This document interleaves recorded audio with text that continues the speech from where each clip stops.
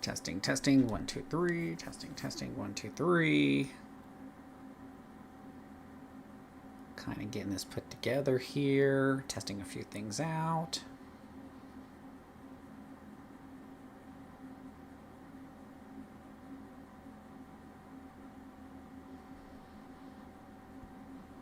Testing, testing, 1, 2, 3. Okay, well that's good. Kind of getting this put together here.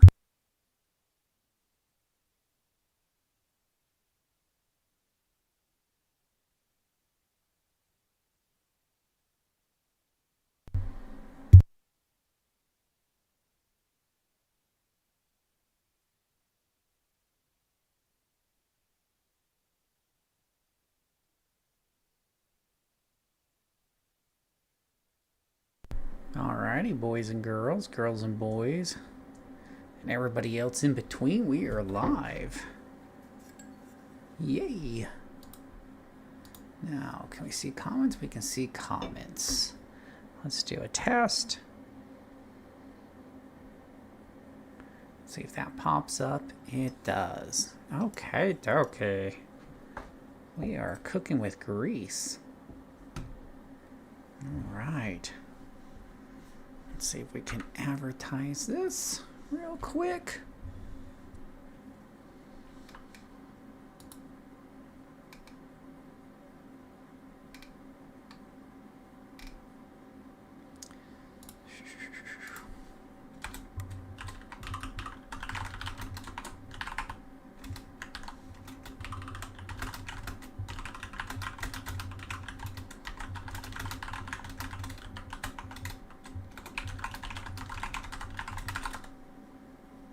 Alrighty.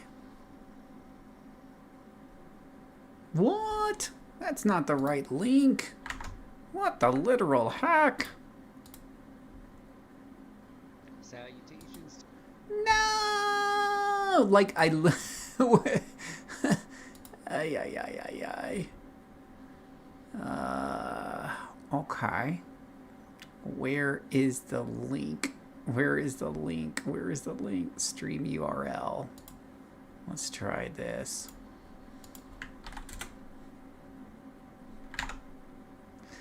Wow, I am.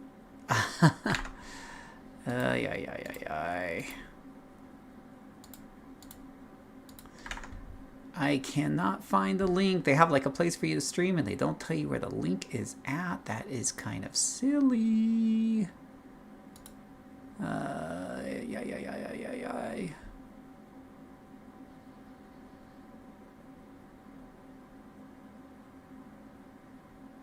Ultra low latency. Well, you could have fooled me.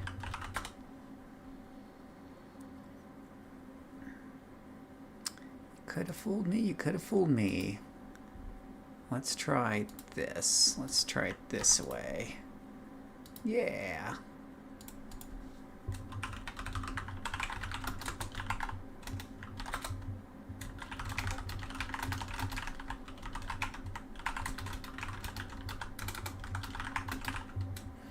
All right, there we go. There we go. Now we're cooking with grease. Now we're cooking. And hopefully this room will cool down a bit. It's a bit warm today. It is a little toasty.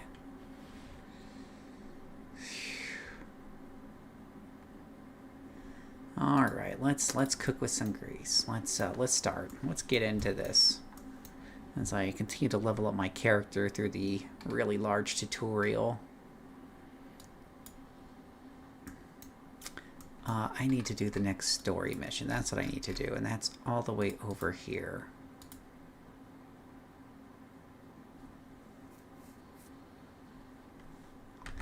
Let me make sure I've actually got sound on this because I'm not hearing much now. There we go. Now is it picking up from the game? It's picking up a little. It's getting there. All right. I've got a mission to do around here. It's down over there.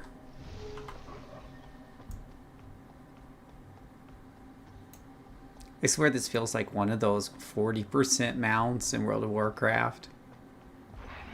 You know, technically it's better, but you're really not sure how. I hate this spider lady too, by the way.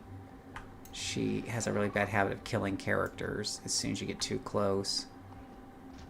Wait, are these guys gonna kill her? Oh. Well, let me get off and help if we're gonna actually kill this thing for once. Time to do some real damage. Yeah, we're gonna summon the wolves for this one. Oh my gosh. This is payback. I don't like this lady. Yeah. What did I get from that?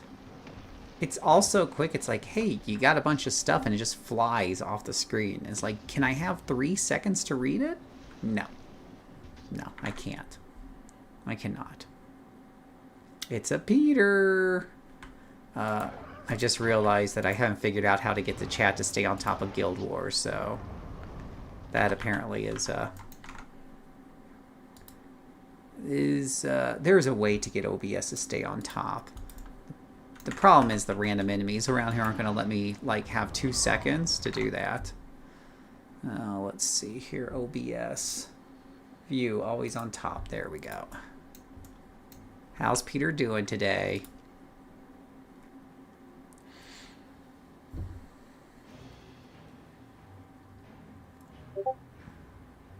Captain Thackeray, you made it. Hal's information led me to a lion guard named Dansky, who used to deliver messages for Trevelyan. Minister Arton's not guilty. Someone was framing him to take the fall if this treason was ever discovered. It's got to be someone else in the Ministry. Someone with money, power, and ambition. Destroying Falcon Company weakened the Seraph and turned public opinion against the Queen. It was a clever plan, and it almost worked. I want to see if these bandits have any answers, and if Dwayne is smiling on us, find my sister. Let's go.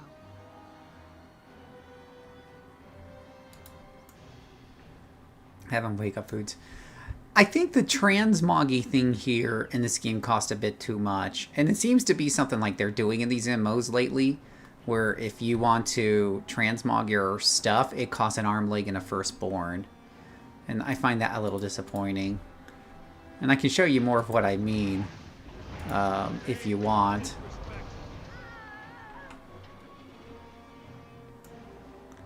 But this fire spec thing that I got going on is doing some pretty good damage. Things don't seem to live very long, as these guys are finding out. Oh, I might be the one not living too long here.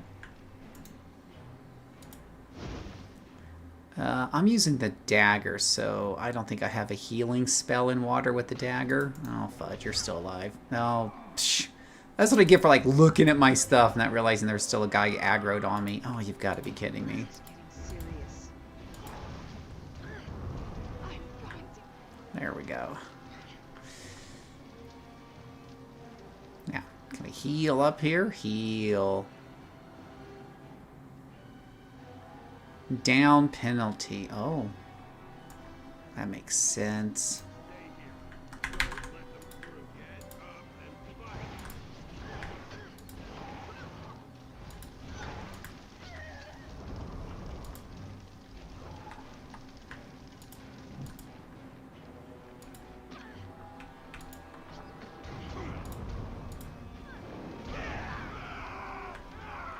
I do like to hear them yell and scream as they're burning and they're on fire. They're like, ah, no, it hurts. Make it stop. No. It's most unfortunate for them.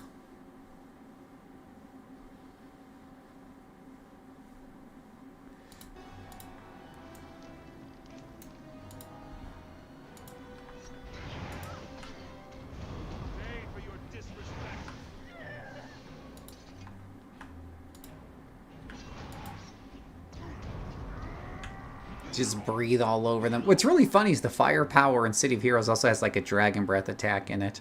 Who were you working for? Who set this up? Caudicus. But you'll never prove it. No, who wants to watch a guide on the Elementalist? Only Boring. evidence we had.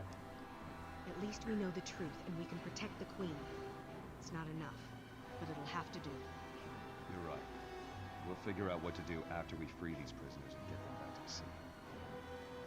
Just press buttons, Peter. That's the only guide you need. Just press buttons.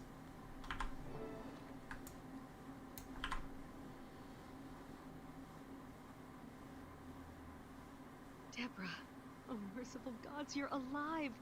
It's gonna be okay. I'm here. Am I dreaming? Is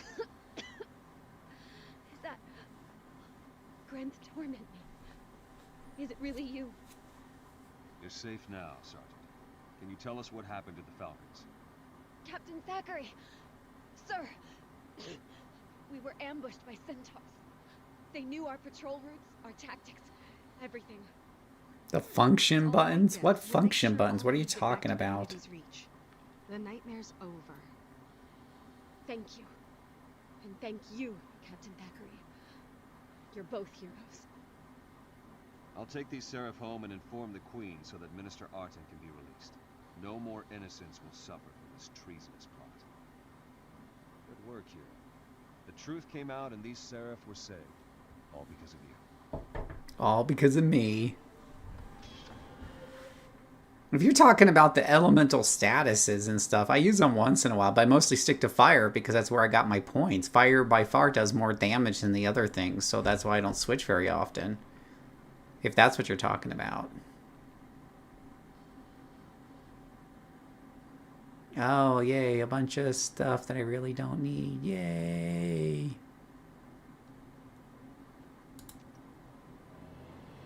And half a level of XP. Masteries are abilities that can be trained by level a character with access to expansion content. Oh. Well, lucky me, I guess. So see, I've got fire maxed out. See there? And it's got a pretty picture in the middle. That's how you know I got it maxed out.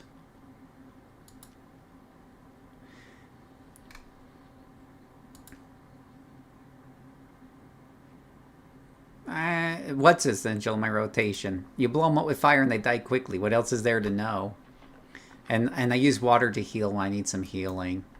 Like lightning, for example, with the staff weapon will give me a bit of speed. But yeah, that's, you know, and you can try the static field to stun them for a whopping 2 seconds. I'm sure for hot and sweaty players, they are able to swap back and forth real quickly and take advantage of this or that, I guess, to get a little bit of an edge. It's just so funny coming from, like, City of Heroes, where when you do, like, a hold-on enemy, it lasts for, like, ever. It really locks them down. And here, it's like, oh, this will stun them for a couple of seconds. By the time I go over to there, I stun them, I go back to fire, I've used a couple of seconds. So I'm a little unplussed by that. I guess it probably helps more when you're playing with a group, maybe. Or you're building around that kind of control and stunning people often. Again, probably because you're playing in a group. So I'm not super, you know, really sure there and stuff, but...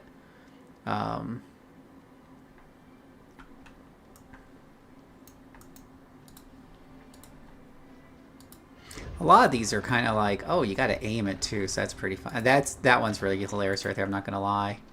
It like trips up a bit, but it's very short. It's very short. Like 3 seconds, 4 seconds, and it's done.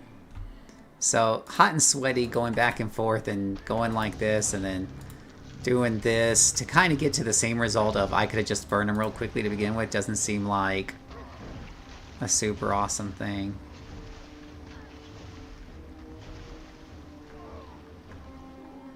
Yeah, like I get that each of them serves a different purpose, but their purpose is like, you know, is pretty short. Like I'm not seeing, I guess these are these the buffs?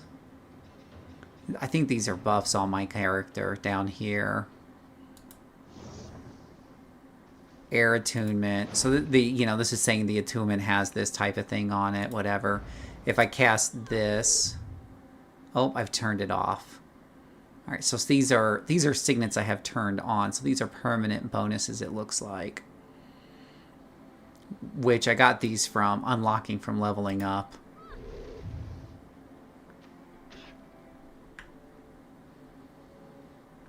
I'm not... Well, I've switched sometimes when I need more healing, Peter. It's not like I don't use the function buttons at all. In fact, I put most points into water, second most points into water for healing. But I'm not like flipping back and forth like a madman, like a hot and sweaty gamer, because number one, these enemies go down so quick anyways. And number two, I don't quite see the value yet. Maybe it comes online later, but I don't quite see the value, especially in fighting things that go down easy.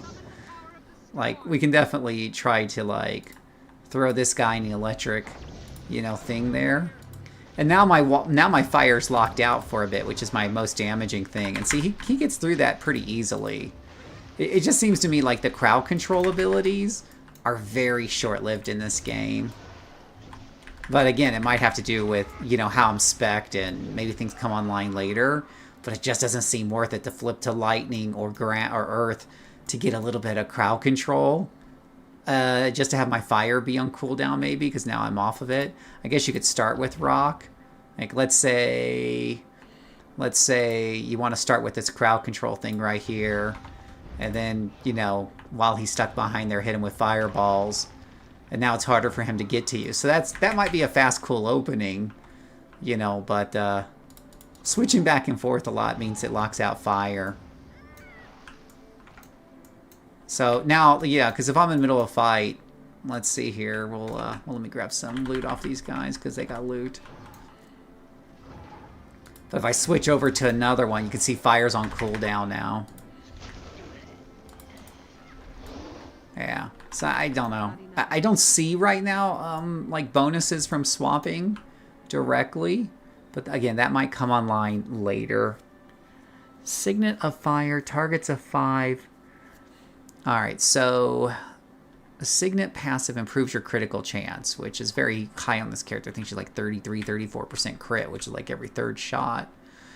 One thing I haven't really messed with is the active Signet power, so... This says it does 1,600 points of damage, which is no small amount, right? So let me go find some things to test this on.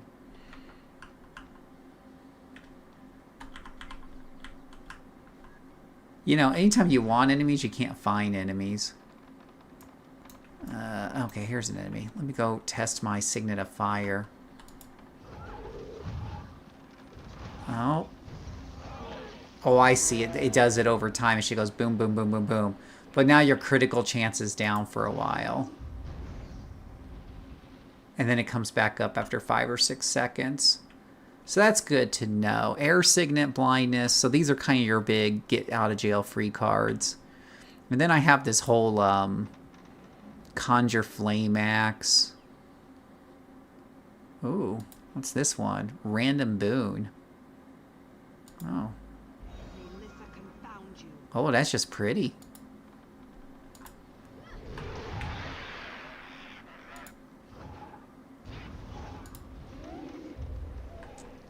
Yeah, right now they're dying pretty quick. One of the things that I saw kind of said is that the game tends to be pretty easy. Outside of some bosses, that seems to be my experience so far. 10 power, 10 fury, vitality and condition damage, power and precision, precision ferocity. So my fire thing converts power into condition damage, so that's good. But vitality would probably be good for living longer when you're soloing. Boop.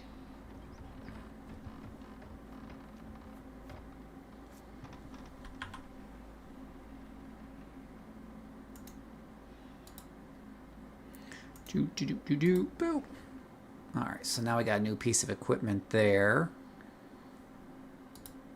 Alright, so to the next story mission, because I'm trying to knock these out and catch these up.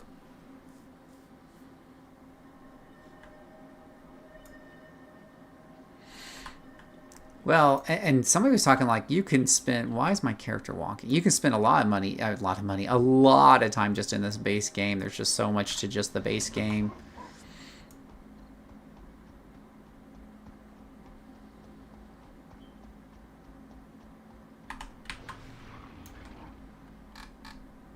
Oh, I have to go back to the darn city anyways.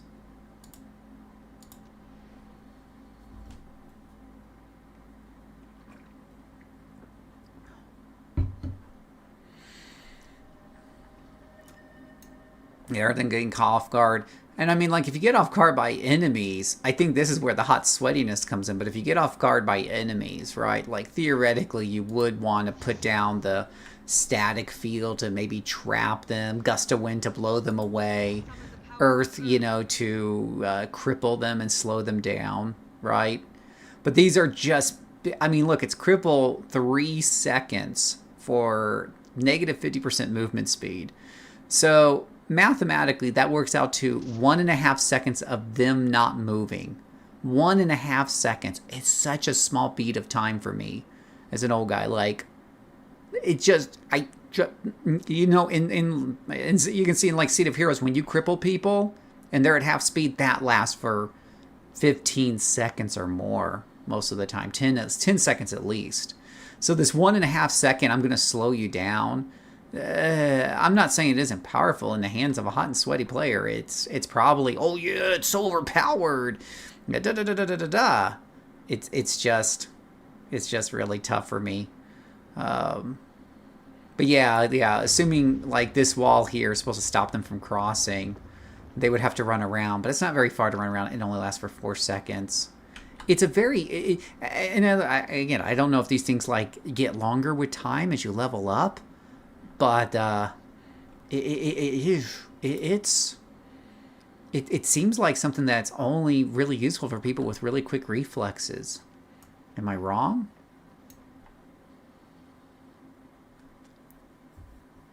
Your Majesty, Captain Thackeray. I was summoned? Indeed. I'm glad you're here, my friend. Kryta needs you once more. You know I'll do anything I can to help. What's the problem, Captain? There's a swamp in southern Kryta called Lichcroft Mere. The area's been hit hard by our war with the Centaurs. Most of the lumber there goes to build catapults and defenses, so it's common practice to use strips of marsh moss instead of firewood on cold nights. However, the Seraph have brought me recent reports that risen undead, servants of Ouro, have been seen in the swamp. Servants of Ouro! The dragon's minions? If they're in the swamp, anyone who goes in there would be in great danger. My gloves don't match. Precisely. The 3 orders of Tyria are pushing. Oh, to be wow. involved, but can't agree There on is some plans. side action going on there, Peter. We're at risk. Hero, I have summoned you to act as advocate of the crown. I want you to meet with the orders and take charge of the situation. You'll be dealing with the Vigil, the Durman Priory, and the Order of Whispers. All 3 specialize in fighting Zaitan. That's a lot of guilds. They all use different methods. It'll be your job to decide which plan is best, and then act on it. You will have the full authority of the crown to handle this situation. Will you accept this task, Hero? Your Majesty, I will. I'm honored to serve Kryta and my queen. Thank you. Go and meet with the order representatives. Hey, Robert, John. Yeah, it's City of Heroes and Guild Wars 2 Day. Are you excited, Robert, about the new Guild Wars 1 the Reforge coming out? Yeah, there was some side action on that queen scene. There is a bit of a lag, by the way, between. This is a little difference with Twitch.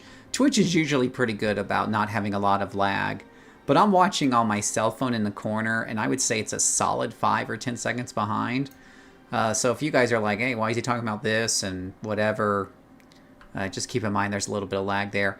But Rob, thank you so much for being on and putting a comment out there. Are you looking forward to Guild Wars 1 Reforged? And yeah, if you want me to throw on City Heroes, you guys can tell me. You can have me change my characters to one of my other live characters, which on Guild Wars 2, because I'm new to Guild Wars 2, I've only got 2 characters. This is a character my wife made, an Elementalist, and I've got a Necromancer, but that's it. On City of Heroes, I have a lot of characters, because I play that game a lot more.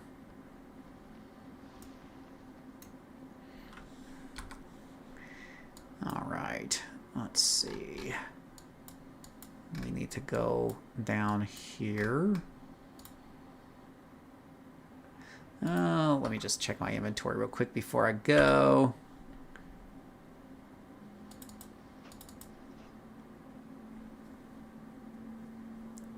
Yeah, yeah, and I'm sure you know about the Hall of Monuments that unlocks some of the cosmetics in Guild Wars 2. Any thoughts on that, Rob? If you've heard about it, or if you haven't heard about it, I can tell you more. You swapped to COH missions? Great. Do you play on Homecoming by chance? Signet Ring of Divinity. Okay, that looks like a... I almost feel like that's a quest item of some sort there. We're gonna salvage up, I think. Whoa, whoa, whoa, whoa, whoa. Is that good? Oh, yeah, no, we can salvage that, I think. I'm all about saving up reagents and working up my crafting later. I worked up some of my linen making, tailoring, I should call it. I worked on some of that earlier. And we'll deposit all those materials. She cannot use a spear, so we'll probably melt that down into parts. Let's see. We can't melt the shoes down to parts for whatever reason. Weird shoes. And an aqua breather, which sounds really silly. So we'll just sell these the next time we're at a vendor. Don't know why it doesn't let me break those down, but it might be because it's a basic salvage kit. And what is this? Oh, Essence of Luck. We just use those guys up. Looks like a currency. Alright. I'm feeling the itch to log in. It's all about the itch. Let's see here. Yeah, I'm having a lot of fun with it so far, even if I'm not really your hot and sweaty player. I'm more of a casual and older guy that plays slowly, but it seems like it's really, you know, casual friendly so far. One of the things I like about City of Heroes is it's casual friendly. There's a ton to do in the game if you're a casual player, or, you know, in City of Heroes and you're not trying to get to like the 8, you know, times 8 plus 4s, whatever they're called. I mean, I've got characters just through casual play that can handle +5 or ×5 +3 +2 +3. You know, I've not even pushed them hard to see if they can do a little bit better. And that's casual play, and it's with, you know, sets that aren't very expensive. So, well, Robert, don't think of it as another MMO. Think of it as a single player RPG that occasionally other people jump into. As I was looking up, how long does it take just to get through like the main story and get to the Hall of Monuments and do some of that stuff? And it is a bit of a, you know, it is a bit time consuming, but it's not that much longer than any other single player MMO you would play, if that's all you're focused on. And of course, you know that you don't have to do any sort of in-game grinding in Guild Wars games. It's just really working through the story, figuring out, you know, what metas will work for you, and, you know, how to equip your NPCs if you're playing solo. So you could do this, Robert. I have faith in you. And whatnot. Oh, and did you learn how? I see that you learned how to multi-blocks for my videos. Did you learn how to make some money off the auction house with my videos as well? I think that's how I did my first fire farmer.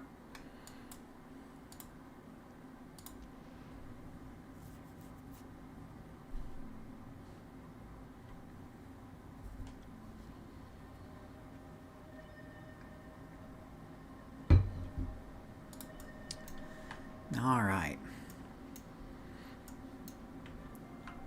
Oh, maybe I should just repair my armor just in case.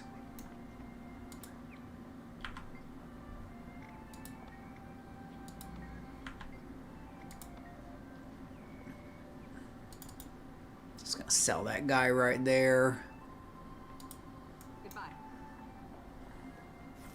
I do enchantment conversion. Okay, yep, that's what I show on my videos. That's exactly it. Enhancement conversion, and, you know, basically you can buy, like, I usually buy them 50 at a time. I buy cheap conversions that fit certain criteria that I'm looking for, that are cheap to make, and then I convert them into something, and I do them 50 at a time, and that's good for quite a bit of money. I usually make 60 to 100 million on each run,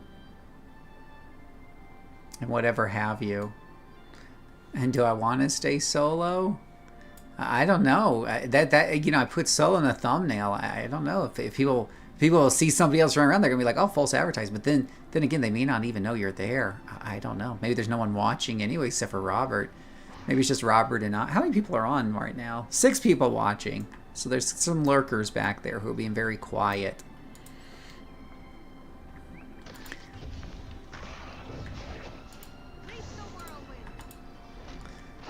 So I did some electric stuff there, right? So you definitely have some control here with wind. Blow them back. Oh gosh. She got knocked over hard.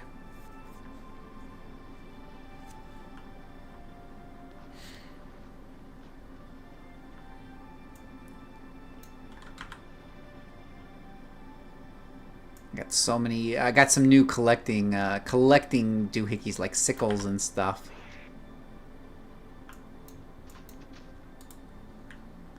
What am I supposed to? I'm supposed to be going around for a quest around here, but now I see all these vegetables on the ground. I want to collect them all.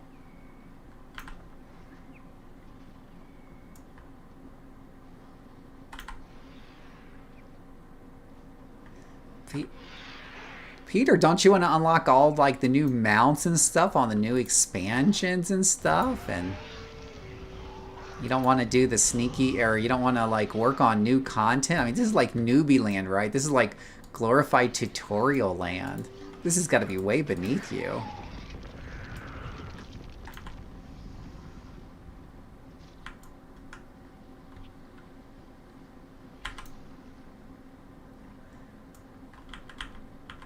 Alright, I think I got most of the lettuce around here. I'm sure that's going to be worth a ton of money on the auction house. Oh yeah, my quest is up there. I need to get back on this road over here. So easily distracted. I'm like, ooh, shiny. Things to pick up off the ground. Isn't that exciting? It's like picking free money off the ground. I can never say no to free money. I wonder how profitable it is just to be a gather and gather stuff. I used to do that all the time in World of Warcraft.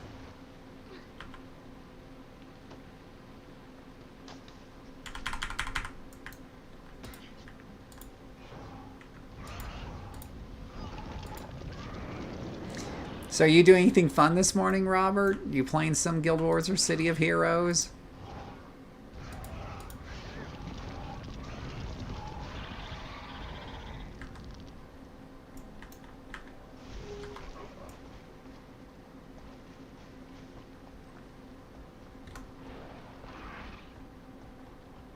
Get back on the road here, get back to what I was supposed to be doing. Well, I'm doing the story quest too, so I don't know how many of those are single player instanced or not.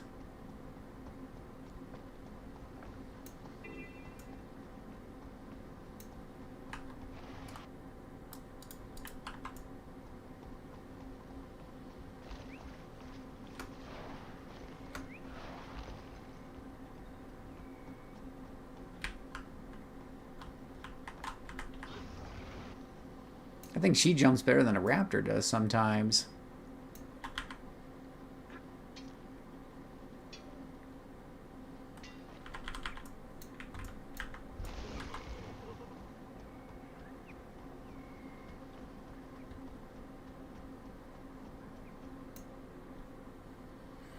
Keswick Hills.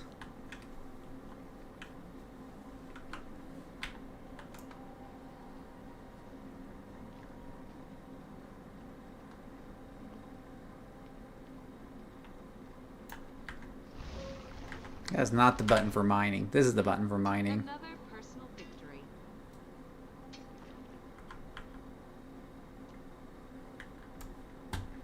This game gives you chunks of XP for everything. I like how I'm getting comments from 2 different Hero Harmony accounts. That's funny.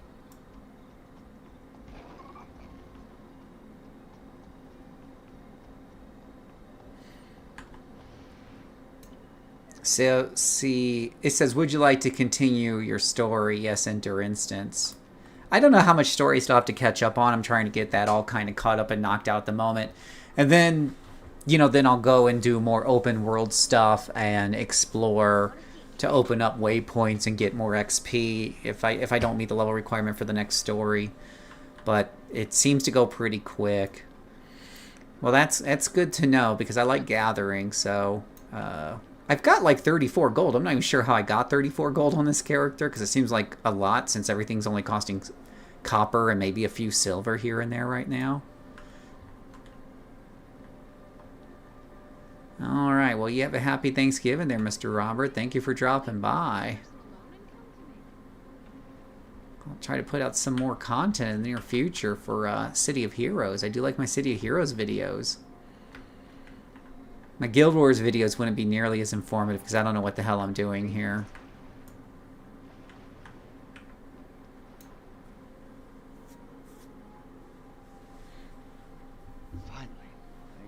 Well, he's got green glowing eyes. I am Scholar Joser of the German Priory. We've been expecting you. You're here to make decisions. That's exactly what we need. For once, Ehan's right about something. I'm Hiroki, a crusader with the Vigil. The Risen forces are active in Lichcroft Mere. There are missing villagers, plus the children. We've got to get soldiers in there. The Vigil has a squad standing by. They're ready to sweep the area on your signal, Advocate. Just give the word. Advocate, I'm sure you can see that such an approach would only cause more problems. The German Priory has a wondrous device called the Mortis Verge. We believe in using intellect to fight the dragons. Saves on manpower, you know, and we have achieved some marvelous advancements. Your device is theoretical, untested. You want to risk children on that? Vigil steel is tried and true. I'm with the Order of Whispers. We brought this to the Queen's attention, but we'll leave the front line fighting to the others. Very well. Hiroki, Josir, give me a moment to think this over, and then I'll decide.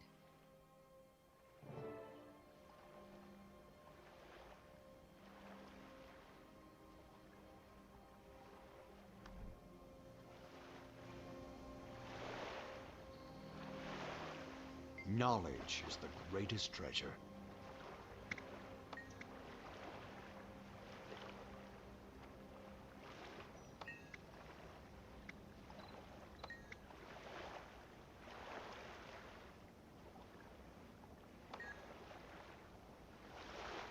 May Cormyr enlighten you.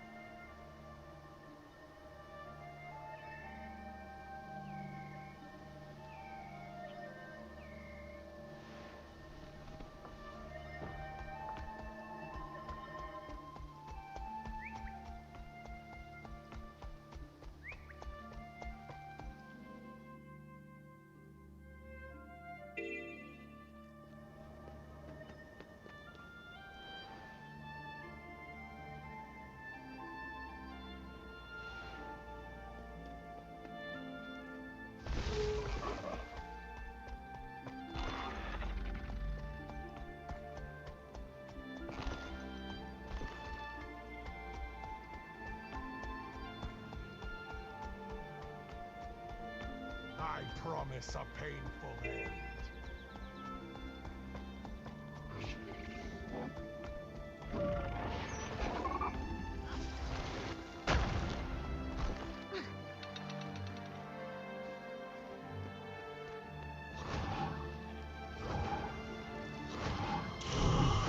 Makes me sick.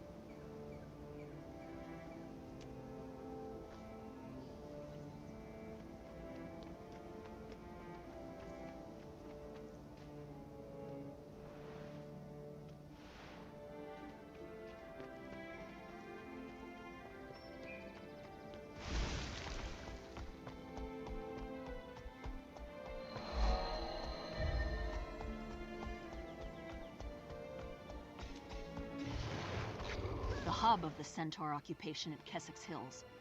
Overlord's great camp poses a constant threat to Fort Salma. With its great siege engines primed, the fortress stands ready. Oh my gosh, I've been talking this whole time. Microphone's been on mute.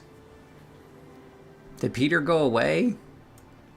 I've been talking to you, Peter, but I've been on mute, so I didn't realize, like, my mouth was moving, but no words were hitting the microphone. Oops.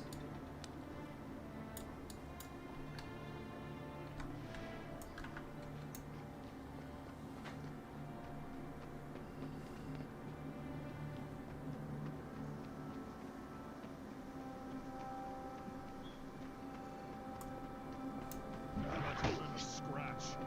You cannot hurt me.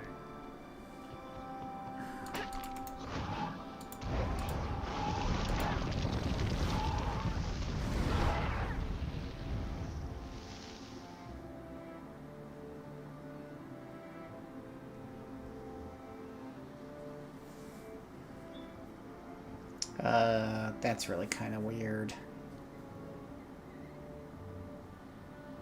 There we go, got that fixed. Yeah, well, I was on mute, so I'm sitting there talking to you and saying, did you die? And I'm, like, talking about different things, like playing together and stuff, and it was just like, I didn't realize my microphone was turned off, because if you touch the top of it, it's that colorful microphone I showed you, and if you touch the top, then it means it's on mute. And I must have touched it. So no, I'm glad you found somebody to play with, because I'm doing a lot of those story missions, and I don't know if those are solo only, because they keep taking you, every time I hit one, it takes me into an instance. I'm trying to catch those up, because it's pretty clear that, like, my character's like 44, level 44, but I'm still doing like level 20 personal quests, so I gotta catch those guys up. As soon as I get 80, I'm gonna go look for more mounts. That's what I'm gonna do. I'm gonna look up how to get better mounts so I can travel around the game faster.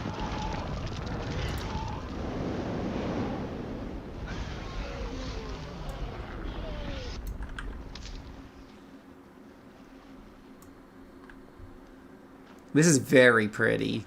Like, this is very gorgeous right here.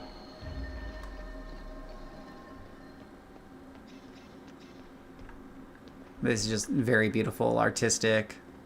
Like, the game holds up incredibly well.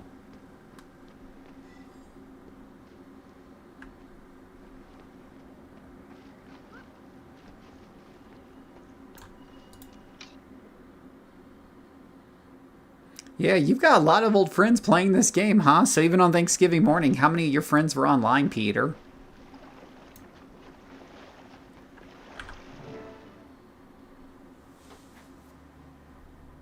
Greetings and salutations, Advocate. A fine day for a walk in the swamp, wouldn't you agree? You're mighty cheerful for someone headed to take on the Risen. What's up? Ah, but I always enjoy a priory expedition. Experimentation, research, discovering lost artifacts in an old musty tomb, then more experimentation.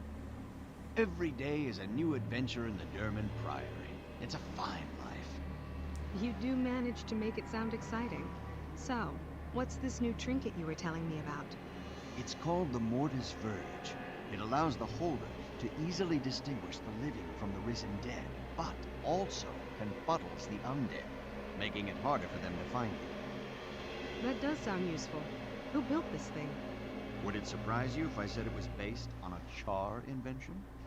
The Priory values ideas and innovation no matter where the genius occurs. The dragons aren't being picky, so why should we? Any weapon we can use against them is worth exploring. Char, huh? Well, I can't fault your reasoning, especially if it helps us defeat these undead. Fire that thing up, and let's go find those missing kids. Yeah, let's. Here's a $1 million question, Peter, because you played so much of this. How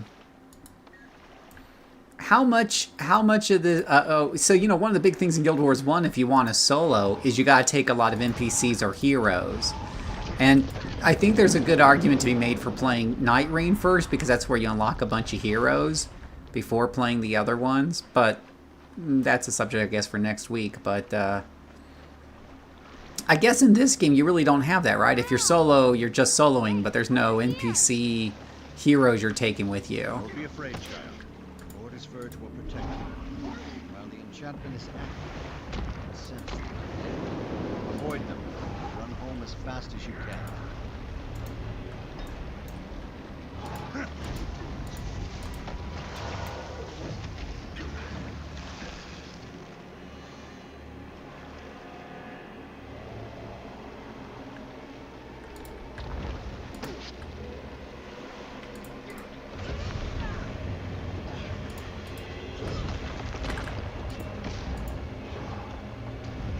Time to do some real damage.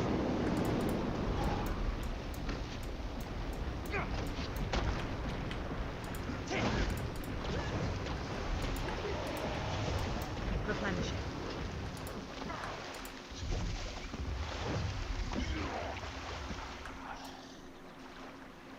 Yeah, no NPC listens into story stuff. Yeah, so that's kind of interesting. That's a huge change that you don't hear a lot of people talk about.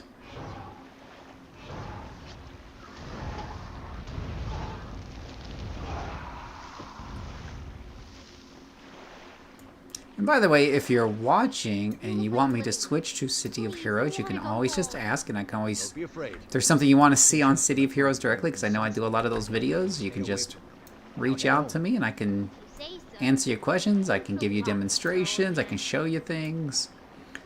Just jump in the chat if that's something you're interested in. I've enchanted you with the Mortis Verge, my child. Now you can sense the undead and avoid them. Keep your wits about you and run. Run all the way That's home. actually a really interesting magic item. I need to put that in my Pathfinder games. Come over here! Save me! Quickly, child. This enchantment will allow you to sense the undead. Avoid them and make your way home. Really? Thanks, mister. Thanks, mister. Sounds like a 1960 kid. Thanks, mister. Magnificent. The Mortis Verge worked. Perhaps not perfectly, but certainly better than I hoped. It's an impressive device. Not perfectly, as 3 children didn't make it back home. Such things? Yes and no. More importantly, our order is full of the kind of people who like to invent this sort of thing. And, I might add, people like you, brave enough to test it. You would be a fine addition to our order, you know. What else does the Order do? Anything. Everything. We travel the world seeking lost knowledge to use against Zaitan. Exciting, no? It sounds very interesting. Thank you for telling me about it. We better get back and share news of our victory with the others. Thanks again for your assistance. This was extremely educational. So educational.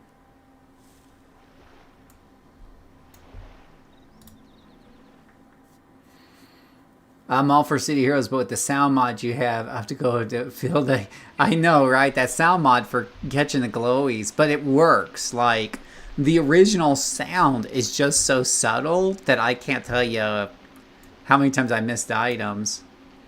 Oh, I appreciate it. Thanks for commenting, TV. I always appreciate it when people jump in the chat and chit-chat with me while I'm playing. And whatnot. Yeah, if you have anything particular you want me to do on City Pros, you can always just let me know and I can help you with that.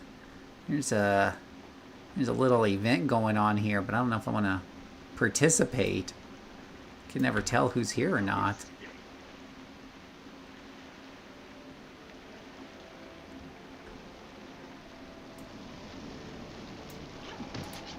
Oh, that undead just did like a kung fu karate kick.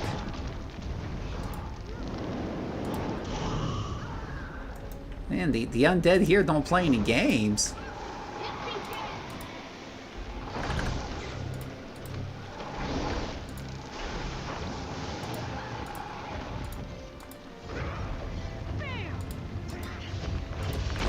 I got a whole bunch of these guys after me at the moment.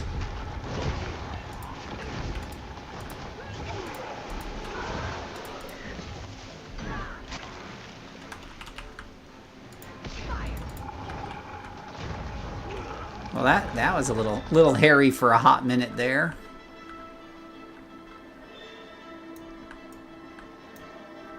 Well, in for a penny, in for a pound.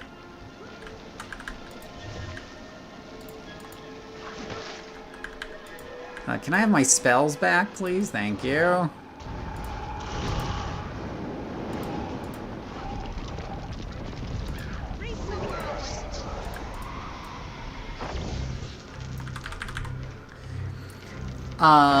Let's see here. You are loving the issue 28 stuff. So I didn't see the official announcement, but did they put all the stuff on the beta server, on the live server now? So there's Sonic Melee and the stuff that I was reading about just a couple of weeks that was in beta. They brought it, the +5, the +5, 6, and 7 stuff, right? So you have a little 57 farm from the +7 stuff. Is that what I'm understanding? So I must have missed the official announcement somewhere. I gotta do a better job of watching that. I feel like I missed an opportunity.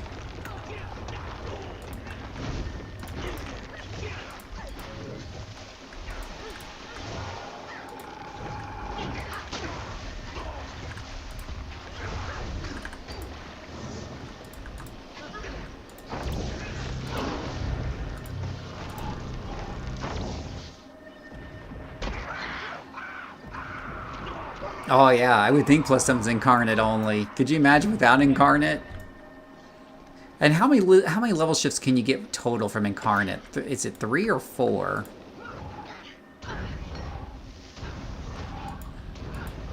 You're not surviving the farm, so no, I imagine not.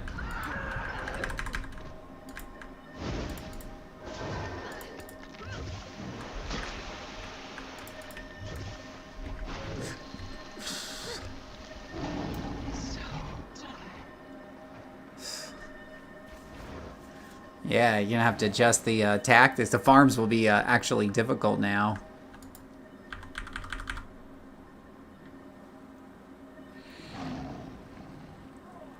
Still 53, okay. That's what I thought. Well, you guys are definitely higher up than I am. I can't even think the last time I actually did a 54 anything, much less a 57. Oh, not your typical fire farm, huh? You're doing a different type of farm. Nice.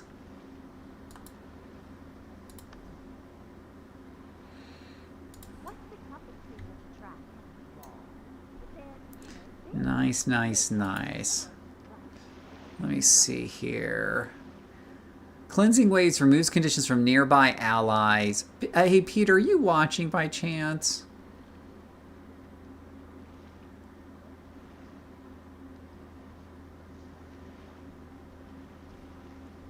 What happened? How could we lose so badly? I felt so helpless. It matters not. Others have come to our aid and restored the village. Take this turn for what it is. A second chance? So, Peter, if I'm like looking at this hero ability here in water, it says removes conditions from nearby allies when attuning to water. And this says it's a trait, right? Is that something that I have to equip, like once I purchase it with hero points? Is that something I have to equip to get the benefit of? Or is that something that is now permanently on the character at all times? Every time I turn on water, I cleanse afflictions. The new task force, you fight a rolling battle on an enemy tunneling machine. Don't fall off and feel free to knock the bad guys off. Well, that does sound exciting. I don't do too many task forces anymore, but that does sound exciting. Since I play mostly solo and stuff, so, but, hey, I give the team all the coups in the world for putting in those kinds of content. And your build tab on the left. So here's the build tab, but I'm on fire. So anything I buy with the water traits then is kind of a waste if I just have fire, right? So these are the traits here that we're talking about. So it seems like putting points into water might be a bit of a waste since I can only attune to like one thing at a time on the build. I mean, I could probably switch this to water. I can change to water. And I guess that would unlock those things. But I can only have one at a time. And then, oh, you get a second at 45 and you get another one at 71. Okay, so it gets a little fancier as you level up. Interesting. Great, now it's forgotten all the things I already picked before. Let's see here.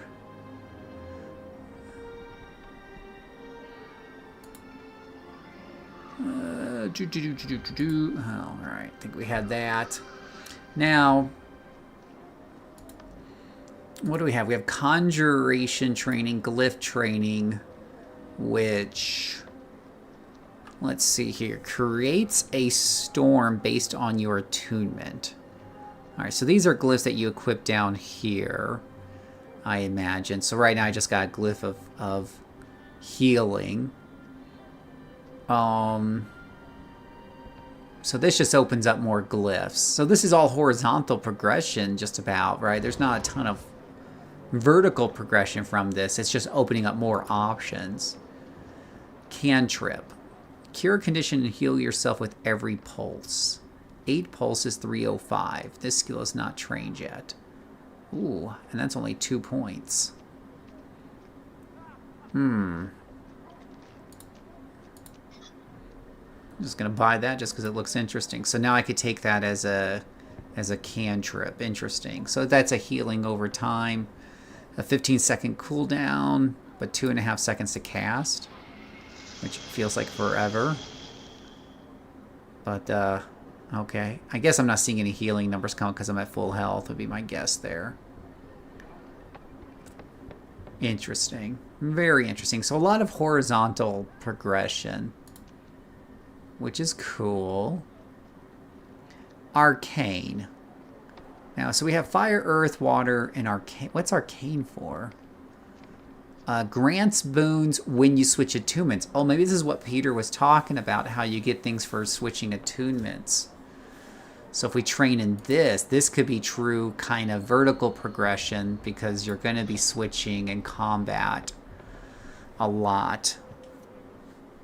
Let's see here. Your critical strikes have a chance to inflict. So this is a trait. Traits have to be equipped on the tree, right? Like, is that one of the things? Earth, air, arcane. Okay. I see. I'm looking for that vertical progression where I can get it, but it's all about these traits. So it doesn't do a lot of good to spread this around too many specializations because you can only have one at a time at low levels and then two. So then there's this elite, but this comes online later. Very, very interesting.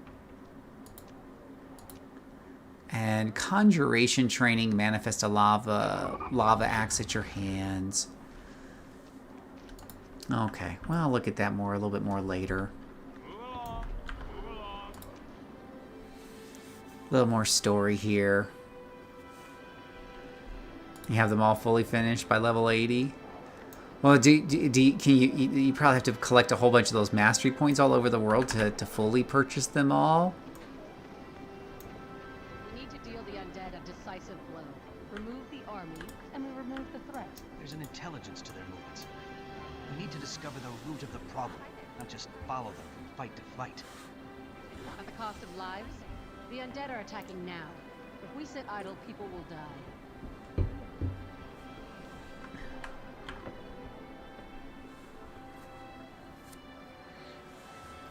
Advocate. Hey, Lindbuck fan, how are you doing today? Thank you, Logan. I'm glad we saved the children, but the undead are still a problem. I'm told the children saw a Seraph soldier in the swamp, and their stories were quite appalling. They were as frightened of him as of the undead. If this was that soldier, the children say he's become violent and incoherent. They also say that the undead weren't attacking him. There aren't any Seraph outposts in Lichcroft Mere. What's a lone soldier doing out there? According to Seraph reports, a corporal named Kellock didn't report for duty.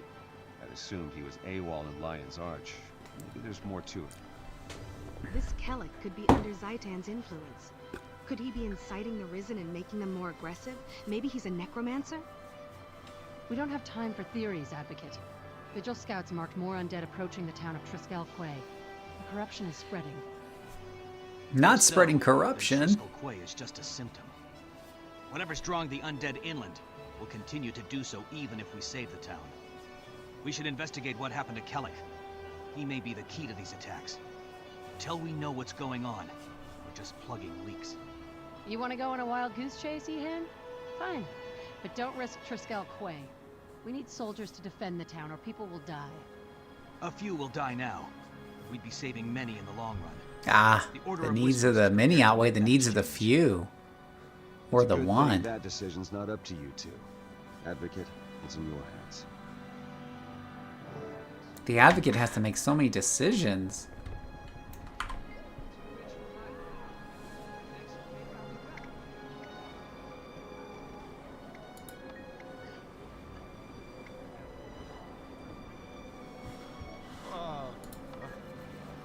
Happy Thanksgiving to you too. Playing City of Heroes and Guild Wars 2 this morning for Thanksgiving. I am responsible for cooking a little bit later on though, so I will be making some food today.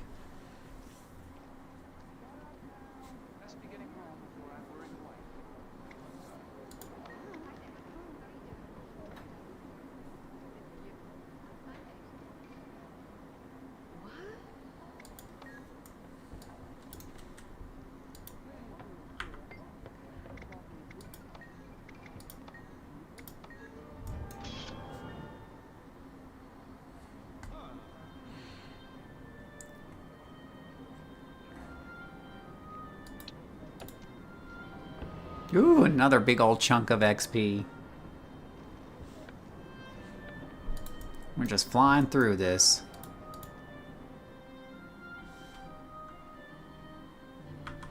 When you're in Divinity's Reach, it's always a good chance to double check your inventory just to clean that up, because oh boy, does it get clogged up rather quickly in this game.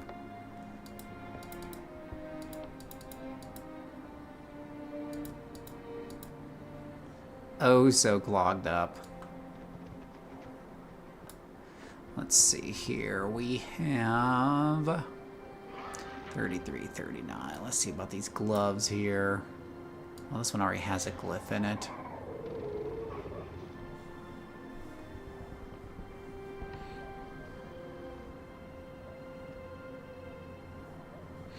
Oh, thanks, Rob. Yeah, I'll be looking at that once I get caught up on the story side of it. Yeah, because when I get to 80, I want to see what I can do about getting some faster mounts, because that would definitely make getting around the world a bit faster.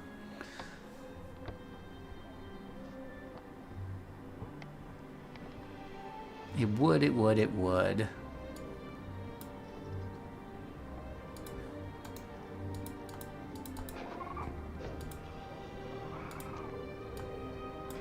Come here. Yeah, I like how you took it off her feet and it just shows her little feetsies there.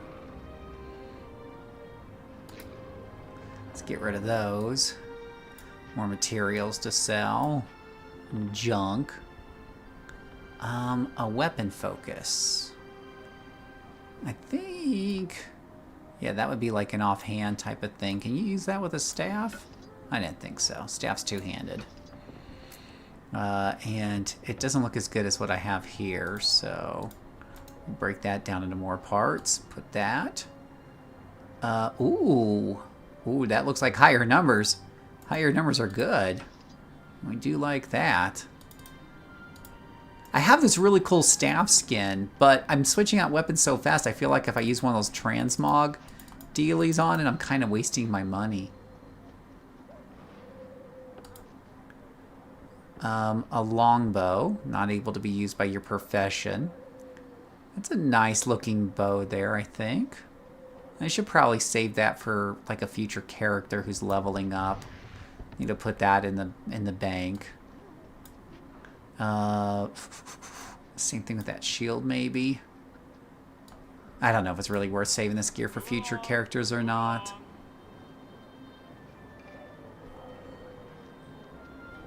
That doesn't seem particularly useful for me.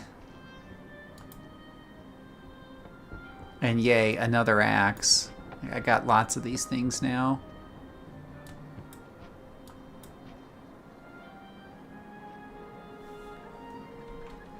Yeah, inventory management, the real enemy in Guild Wars 2. Am I right?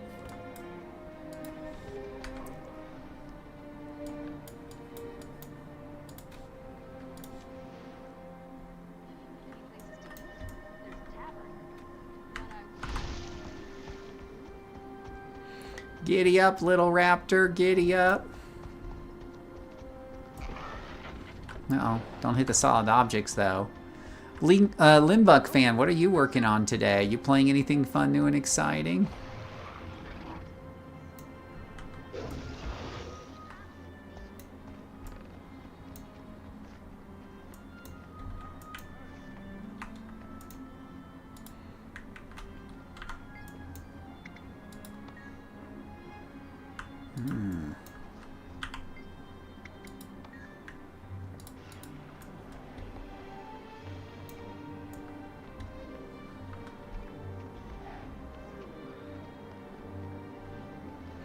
Salvage it all.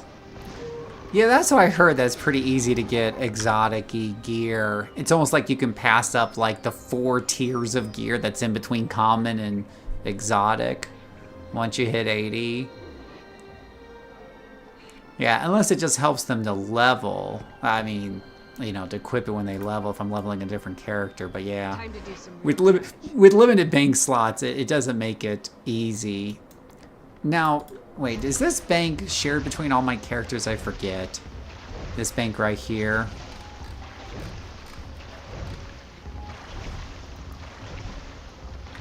Oh gosh, stop it with the water attacks. No, stop it. Stop it. That's irritating. Stop it. Oh my gosh. I don't know what she was doing there, but that was, whew, that was crazy. How do you do? Let's see the color of your coin.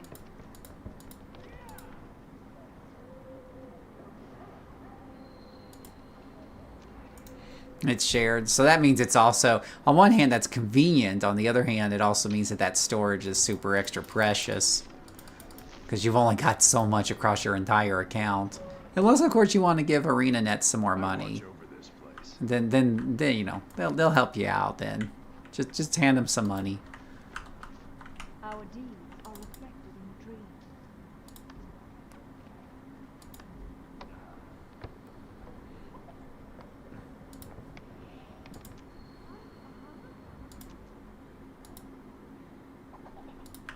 Always a pleasure. Alright, that makes my inventory look a bit cleaner. Speak quickly. Invisible bag. I don't need an 8-slot invisible bag. Can I sell the invisible bag, or is it gonna tell me it's too...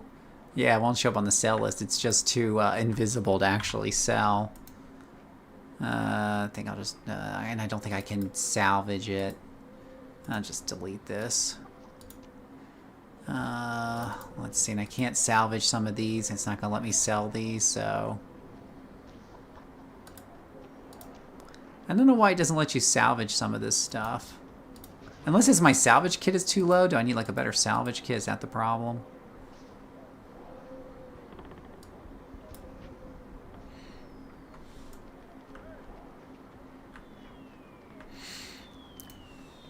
Yeah, I've been kind of holding off since I, you know, just been managing now. I've been holding off on buying the bigger bags just yet. But yeah, I've got like 34 gold. And again, I'm not super sure how I got 34 gold.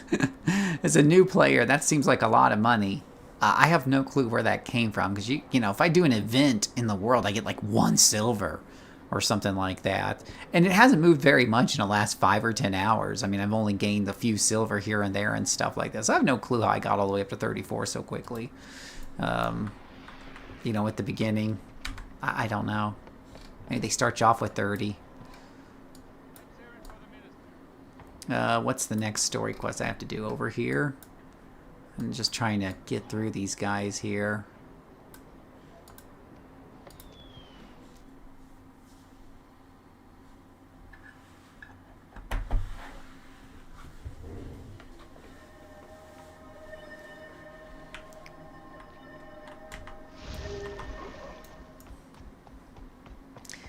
I would like to move out of the beginning zones. You know, but the story quests keep bringing me back to the beginning zones.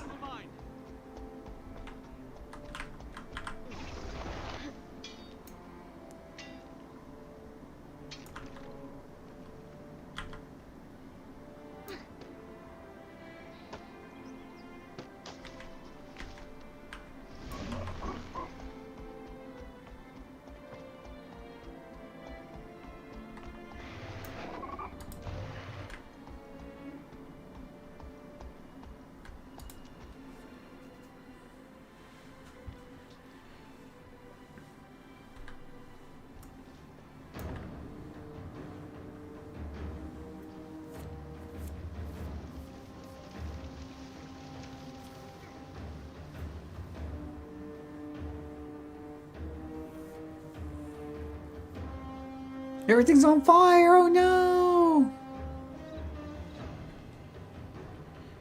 The port's on fire! It's worse than we feared. Saitan's minions are everywhere. It looks bad down there. Do we have enough soldiers to save the town? Whether we do or not, we're going to try. If my death saves an innocent life, then I've done my duty as Vigil. But I plan to go down fighting. Agreed. What's Vigil protocol in this kind of situation? Well, we've got no time to form ranks. I sent our soldiers ahead into the town to drive back the undead.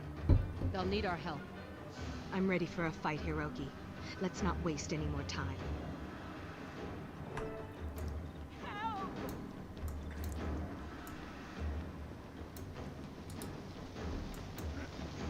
Yeah, let's not waste any more time.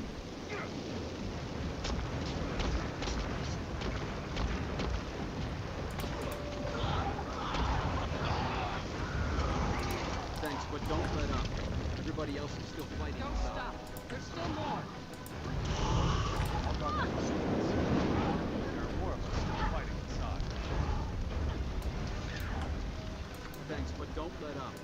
Everybody else is still fighting inside.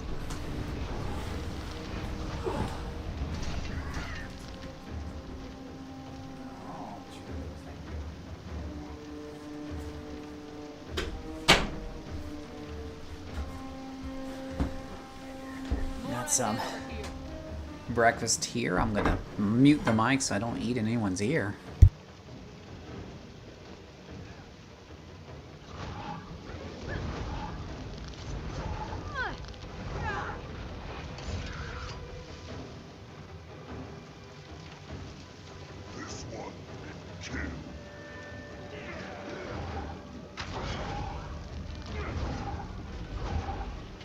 One thing I want to learn to do is how to make my own bags.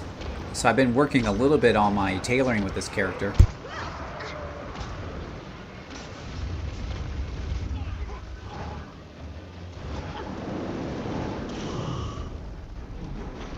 Let's go, let's go. I've got your back.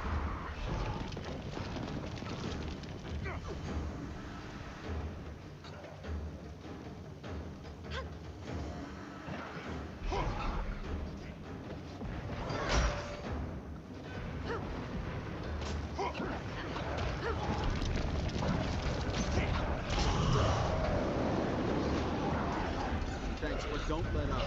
Everybody else is still fighting inside.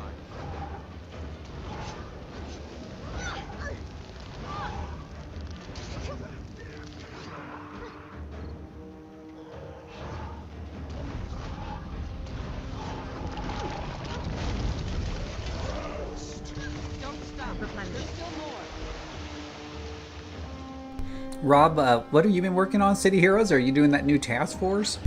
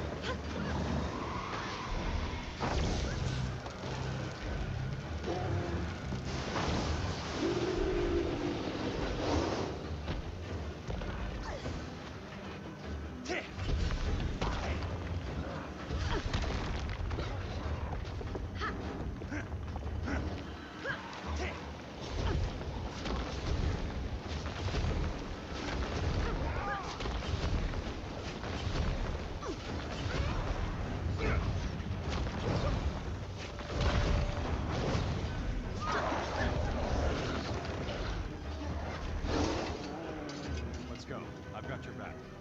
Go on ahead. Okay, working on that fire farmer. Yeah, it definitely helps to have a second account to do your fire farmer on, so you can level up characters on your main account. Like I said, I do it for all my new characters. I get them through 15 on a fire farm, using my second account to help, because I just don't want to do the 1 through 15 content anymore. It's just, I've done it to death.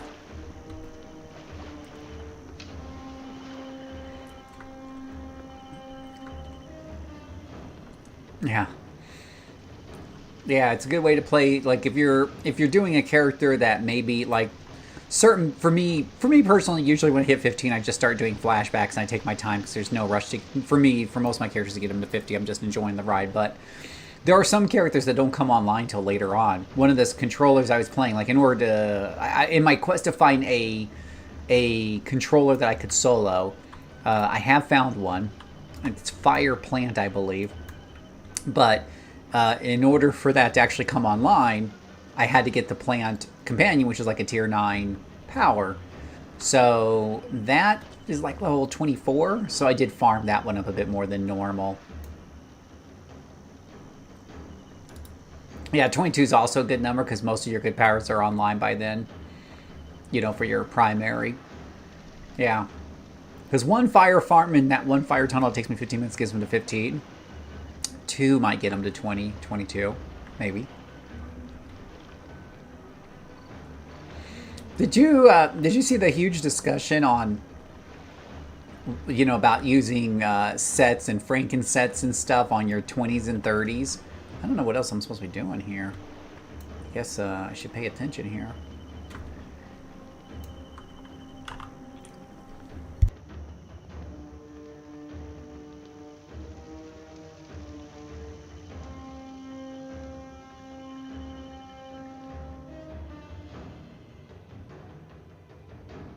We were in real trouble until you showed up. Those undead came out of nowhere. How did the attack start? First thing I saw was Corporal Kellak screaming and cursing. Then the undead started swarming and I lost track of him. Kellogg, you know him? Where is he now? Do I know him? Sure. Kellak's assigned to this post, but he's been missing for days. It's not like him to go AWOL. Look, I don't want to get him in trouble. Kellak is a good soldier and a good man. He probably just overstayed his leave. It's that pirate girl. I don't know why he was looking for her, but I bet she's done something to him. Pirate girl. What was her name? I think he said it was Elastia. Probably meant Elastia Crow. She's crew of a ship docked southeast of Nebo Terrace. All right, Captain. We'll get to the bottom of this.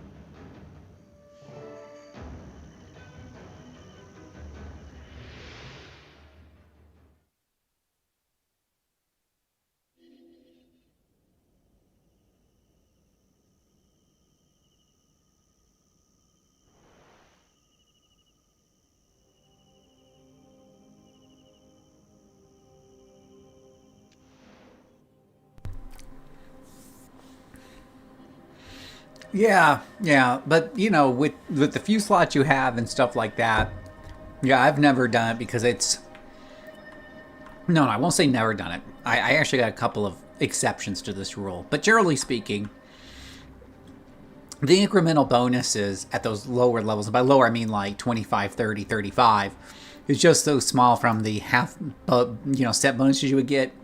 Not to mention, unless you're going to do something super expensive and that would cost a lot of money. And are you going to stick with it long term? Like, then you have to go, am I going to plan this character out to 50? Well, I don't know yet. Because I don't play my characters until I hit 50. I don't really plan their builds in mids because it takes me hours. And I don't want to invest into a character until I really know I'm going to like them. And if I get them to 50 and I enjoy that whole ride soloing them to 50, then they're worth the time in mids. Now, sometimes I'll do that at 40, 45 if the character's struggling, like let's say there's just incredible endurance drain or things like that. I might.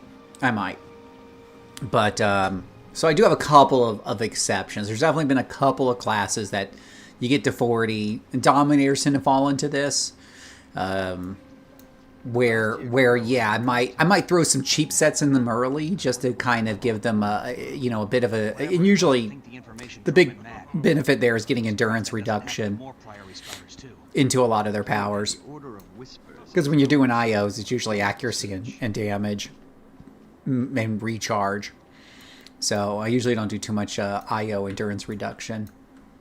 Hello, stranger. Advocate, good to see you. How'd your mission go? We didn't find Kellek, but we discovered that he's connected to a pirate named Elastia Crow. I want to talk to her and see what she knows. Talk with her? I'm afraid that's impossible. She's dead. Her pirate ship, the Ravenous, was destroyed by an undead attack 2 days ago. You're sure she's dead? That's most unfortunate. Did any of her crew survive? Even if she's dead, Elastia was a seer. She might have seen this coming and left something behind that we could use. A few of her crew are still alive, camped near the wreckage of their ship. She might have told them more about... We need to find out what Kellek wanted from Elastia. Pirates don't tend to be trusting The Order of Whispers are a disreputable, shady bunch. You and the pirates would get along just fine. Nah. I have a better suggestion. Even if Elastia Crow is dead, she can still be helpful. I know an accomplished priestess of Grenth who could summon the pirate spirit. The Durman Priory's better suggestion is to disturb the dead? You scholars really will turn over every rock to get your answers. Hiroki, any suggestions from the Vigil? None, Advocate. While these two are swirling for answers... It's your... Too rich for my blood. Next payday, I'll be back. Yeah, so some classes, like if I'm doing a blaster, I was doing a ×2 or a ×3 throughout the leveling process.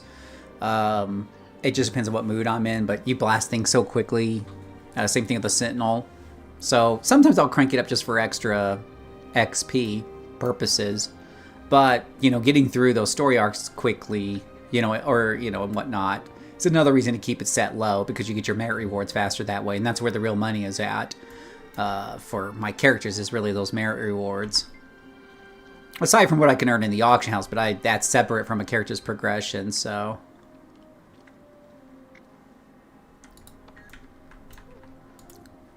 Hello.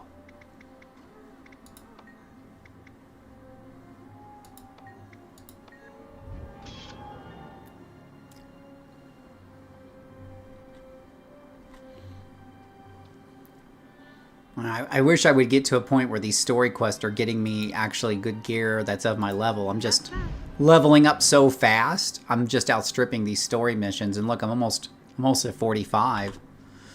Yeah, you just can't get through this stuff fast, or can't get through the story content fast enough. Oh, well, there's something that's better than what I have.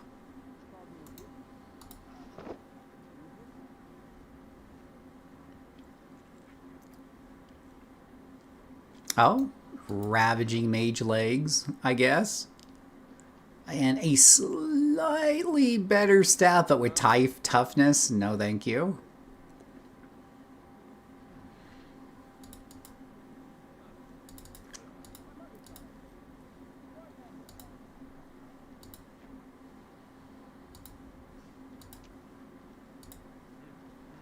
So many things to salvage, so little time.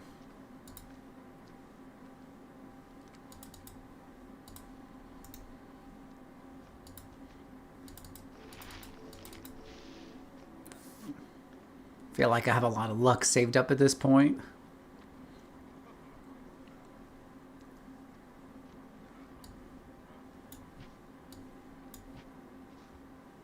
Unidentified object.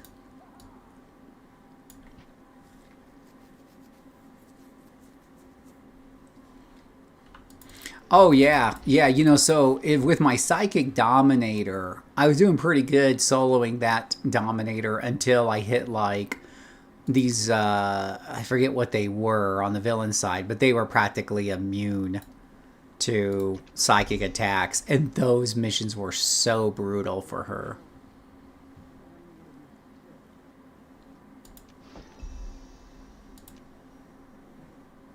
So brutal.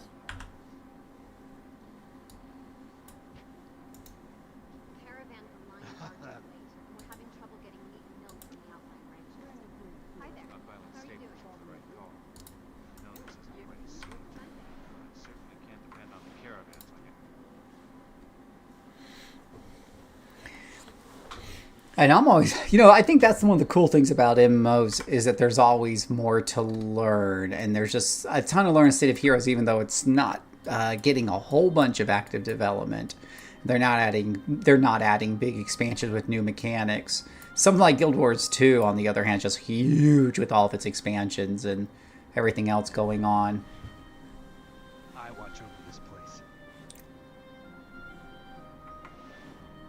Oh, Peter wants me to open the gym store with the O key. So you can see what Living Worlds complete packs it shows that I have. So I have like spotty Living Worlds. I'm probably going to buy the pack while it's on Black Friday sale that gives you everything. But I'll show you what I have currently unlocked. And this is just from logging in, I believe, here and there throughout the years. So you go to O key and show me what's under the upgrades tab.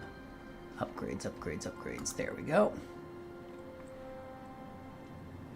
So let's see here. What is this?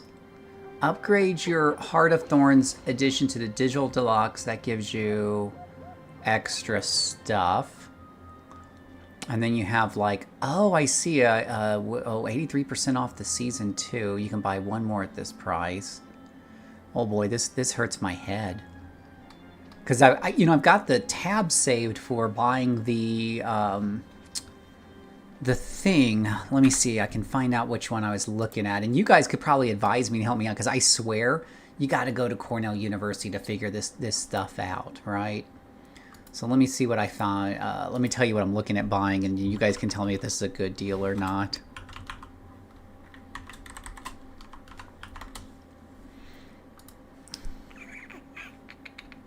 Let me pull it up on the website's moving kind of slow, so it'll come up in a second. I forget where I got to see. There was a place where I could see which living worlds I had unlocked so far. But it's the short version is the living worlds. It's spotty. I got a chapter here, a chapter there, a couple of chapters everywhere. You have a dark DA brute that gets evaporated by you. Yeah, exactly. Yeah, it's just the way it is. Like, you'll waltz into something and you think you're pretty good, and boom. Boom. The one thing, so the Sentinel I played was pretty good. Well-rounded defenses with invulnerable. I didn't really run into things that could hurt me too much just through the leveling process. Then I get to 50, Rob, and the funny story there was I bought all these sets, which would have all these set bonuses, which further increase defenses. So I'm showing these really great defensive numbers across the board. Oh, wow, that's a pretty character. And then, but then the very first mission I did, I got eviscerated by these guys. And I'm like, why do I keep dying? What's going on? And it took me a couple attempts to figure out my endurance was being zeroed out. And without endurance, all your defenses turn off. It was sappers. I didn't even know what sappers were. You know, but it turns out that a Sentinel is weak to sappers. You got to prioritize killing them before they kill you. I was pretty frustrated. Let's see here. The store is not showing me Living Story 2 because I have all of it, but it's showing me 3 and 4, and I have everything of 3 as far as I know. That is weird. And stuff. So I was thinking of getting the Guild Wars 2 collection. And this is like a little tough decision just because I already own some of this. I'll click into details and it shows you what you got in theory.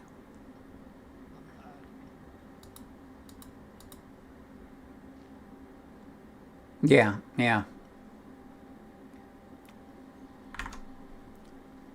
So if I get the Guild Wars Elden Dragon doohickey, let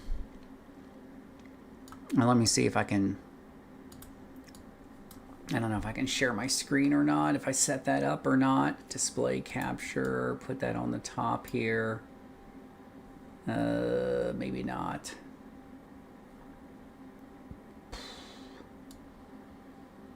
Maybe above the window capture. There it is. Let me see if I can resize this for a minute here. I've got this kind of oddly cropped. You can see the chat there. We'll get rid of that. But you got the standard here, right? Oh yeah, Peter, it's really bad UI. The standard edition comes with just these 3 guys here. Now I already have, I believe, Heart of Thorns and Path of Fire. Excuse me. And I forget how you see that here. There's a way to see that. Yeah, I thought there was a way to see that in the game.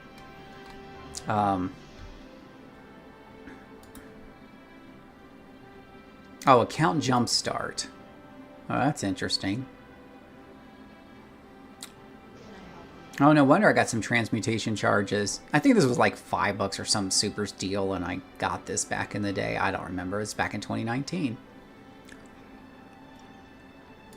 Where's a place? I know there's a place you can see what expansions you have. Is it on the login screen?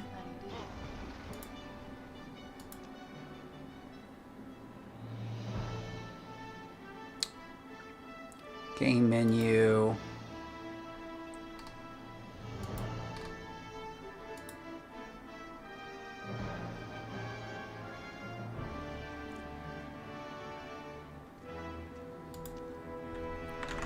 Yeah, so, I don't know. Going back over to here. Hero Panty Storage. Oh, thank you. I thought I saw it somewhere. Let's see here. Story. Thank you. That's what I'm looking for. Right. So you take a look at these guys here. And I think these means I own them. But these guys are locked. So season 1 everybody gets for free. Season 2, a lot of it is already for free, but I need these 2 episodes. Heart of Thorns I own, I think. Living World is all, number 3 is all locked.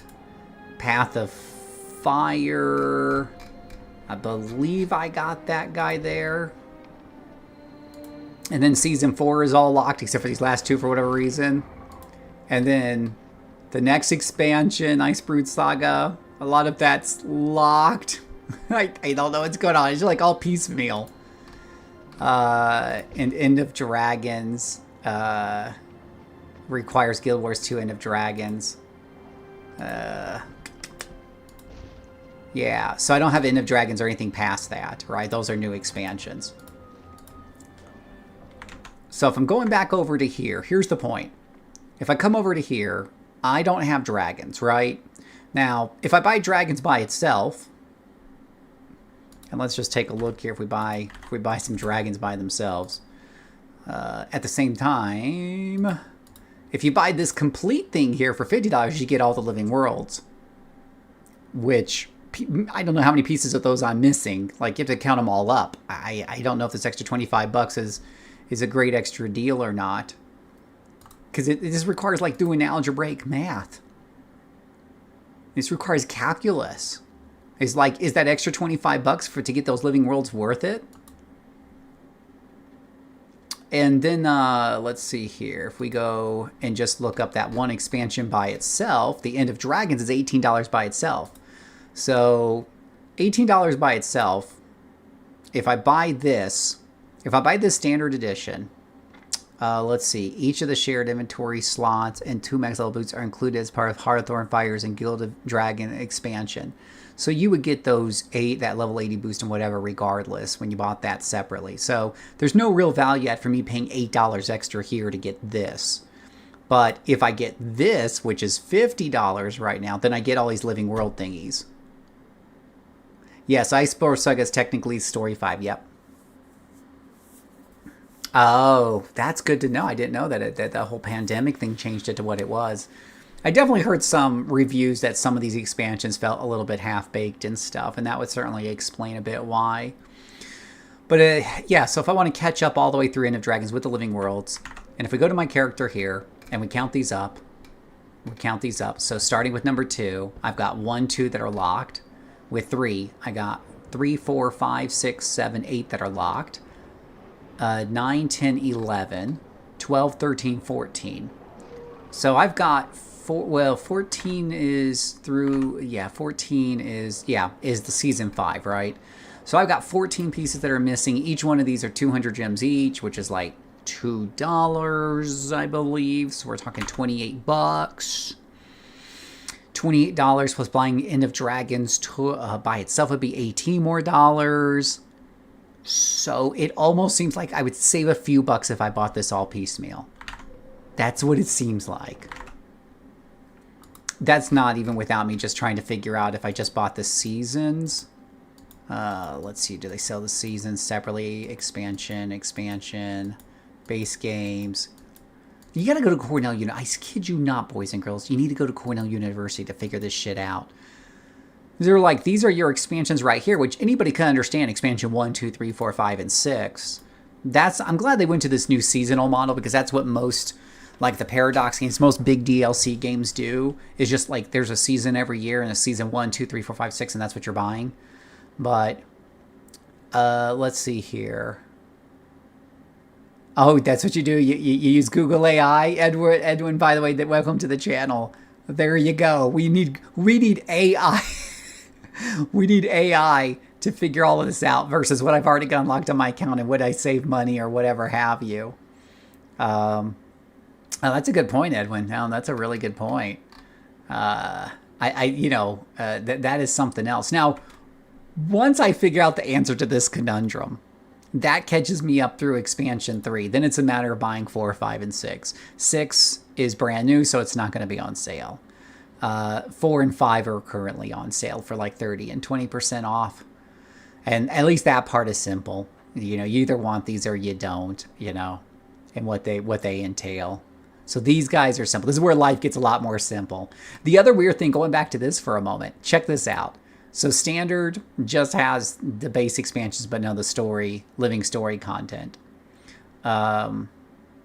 Complete has it with the story content, right? But nothing else super extra, into it. What that you wouldn't have got, it mentions some free inventory slots and stuff like that, but you would have gotten that had you bought these separately or you bought the standard edition. So Complete's not giving you anything more. But in the middle is the deluxe edition. Now the deluxe edition The deluxe edition throws in this cool looking mount. It throws in this cool looking skiff and whatnot. It gives you an identity repair kit. It gives you, it looks like, might give you an extra character slot. Yeah, plus a character slot expansion. So the deluxe is giving you the standard. For 12 bucks more, you're getting an extra character slot and all that. And if you care about all that stuff, that's a pretty good deal. The funny thing is, that stuff isn't included in the complete edition. You would think for a retail value of 100 bucks, they would throw in the skiff and the dragon and the character expansion slot. That would make buying this a slam dunk, even if I don't save a couple of bucks, right? So yeah, it's a head scratcher. It's a head scratcher. But you're right, you have to, especially since you can buy the gems to unlock the story content. And if you buy, how many stories I say was missing? 14, I think it is. 14 chapters that are locked. 1, 2, 3, 4, 5, 6, 7, 8, 9, 10, 11, 12, 13, 14. That's 2,800 gems. So I could buy 2,800 gems for 35 bucks. So so that's 35 extra dollars. 35 plus that other expansion. Okay, 35 plus that other expansion, which is like 18, is like 53 bucks. So I would be a little bit better off buying that deal. Buying that complete edition. If my math holds up correctly. The other thing is, I don't think that they show... can you even buy the story stuff separately? We'd have to buy it with gems, right? You can't even buy it here from the website separately. And then there's the Guild Wars 20th edition discussion that we've been having, guys. Does anybody want me to go down the well of why you should be considering this $40 Masterpiece Collection when the Reforged is coming out in next week? Yeah, and by the way, fun fact, boys and girls, I'm an accountant in real life. Comparing prices and stuff is in my blood. Saving every dollar I can is in my blood, and getting the best value I can, it's in my blood. And this is complicated for me. So this is how you know you're dealing with some issues here. This is a little... Oh, here we go. Here's Living World Season 3 Complete Pack. But I don't know if that's giving me any sort of... Yeah, that's not giving me a discount for what I already own. But if we go into the game... Let's see here. I don't think I have any Living Season 2, actually. No, I do. I have only these two things to unlock, which would only be 200 each, 400 gems, which is a lot cheaper than paying $11. But if I go to that store you were talking about, Peter, and I go to upgrades, and I look for Season 2, it is giving me a discount, I believe, for the fact that I already own most of it. So I am getting that for only 224 gems. So my earlier assessment of like, this is actually a good point you kind of bring up here, Peter. I could get the remaining of those stories for less gems. So we have Season 2, Season 4, Season 3. So we have these right here. So if I add those up, where's my calculator? Let me pull up a calculator here, boys and girls. Because again, you know, this is what we do in accounting all the time to figure out what the best value is for something. Where's my calculator here? I need my calculator. It won't pull it up on the screen. Can I have my calculator, please? Can we minimize Guild Wars for a second? Does Guild Wars not let me minimize? Yeah, there we go. All right, calculator. Where's the Oh, the OBS is in the way of the calculator. Here we go. All right, so let's pull up the calculator. Let's pull up Guild Wars. This is what nerds do, right? All right, so let's add this up. If I buy these separately through this gem store here, which is taking my current unlocks into account, I am going to spend 1,568 gems. And 1,500 gems, that's 20 bucks. 20 bucks plus I need the dragon expansion for $17. That's $37. $37. So that's cheaper than paying $50 for the complete pack here. So yeah, I'm glad you brought that up, Peter, because that might save me $12 that I could spend on another character slot or bank slots or whatever have you if I really want to spend that money. So thank you for pointing that out. Let's see here. I need to get the chat back up. Boop. All right. Let's see here. Yeah, so Rob's right. I get discount on the gyms if I'm buying it. If I'm buying through the website, it doesn't appear to be a discount. And but then again, am I logged? I'm not logged into this. That is not my login, so it's a good thing I'm not sharing that on screen. Let me close that off for a second and switch it to the right account login. That's my old email address that's completely defunct at this point. And I have changed that in their website, but they can tend to forget that. All right, I've officially logged in now. You stopped playing it when you realized you'd spent $270 in 4 weeks of playing it. Oh, wow. It was the expansions, the bag slots, and inventory shared space. That's on me. Good game, though. Yeah, I mean, it is designed to kind of drain your bank account real quickly if you need it. Now, here's the way I look at it, though, Edwin. Like, if you play World of Warcraft, it's a good game. You pay $15 a month. That's $180 in a year. So if once a year, Guild Wars releases an expansion for $40 or whatever it is, $30, $40, and that covers all the updates for the year, you could still spend another $100, even $150, and that would just bring you up to WoW standards. And that's assuming you're a WoW player who never buys mounts or anything else, or buys gold or anything else. I personally don't have a huge problem with people who spend money on the MMOs that they love. If you're spending that much money or that much time on your game, and you want to make it easier, you want to buy skins, you want to buy whatever, you want to support the developers, whatever the reasoning for it is. If your hobby was golf, think about this for a second. If your hobby was golf, every time you go and you pay green fees or whatever the hell they're called, you buy clubs, you buy golf. Look at how much money that costs on an annual basis. Heaven forbid you go RVing. RVs are a huge money sink. So I don't really think $270. Now, if you were doing that every single month, to play and enjoy the game, then that's an addiction problem, maybe. That's getting there. But again, I definitely know people who spend $200 a month on their hobbies without blinking an eyelash. So it's really about how much money you have to spend. Let's see. If I enjoy the first 2 weeks of any free-to-play, then I'll buy 1 month or a skin from the store to say thanks for the fun and then move on to another game. That's fair. Ally owns... Oh, no!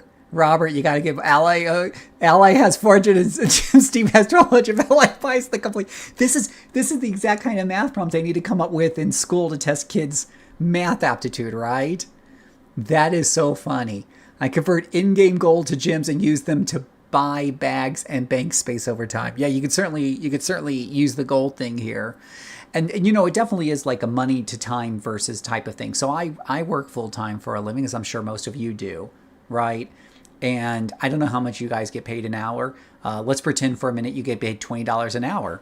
So if you go into Guild Wars here, and we go into the Black Lion Company for a minute, and let me turn this guy back off. Black Lion, and we look at our currency for trading post for get more gold, right? So, I like how it shows me a preview. Do I have 2,000 gems? I have 2,000 gems. I got 2,000 gems. I'm rich. I didn't even realize I had 2,000 gems, guys. That's a small fortune. Okay, anyways. 2,000 gems. Right, if we buy those on the store, is like $20, right? $25, $25. Let's say it takes you 1 hour to earn $25 at your day job. right? So I guess the question is, do you want to spend an hour grinding in the game to get that same amount of gold? That's one way to look at it. I know I'm rich, right, Peter? I didn't realize I had 20 gems, so I could buy a lot of those story packs. How many gems did I... Well, I can use them. I only need, like... I only need so many gems to unlock all these guys. So that will give me the living worlds. And then I just need to buy the dragon expansion separately.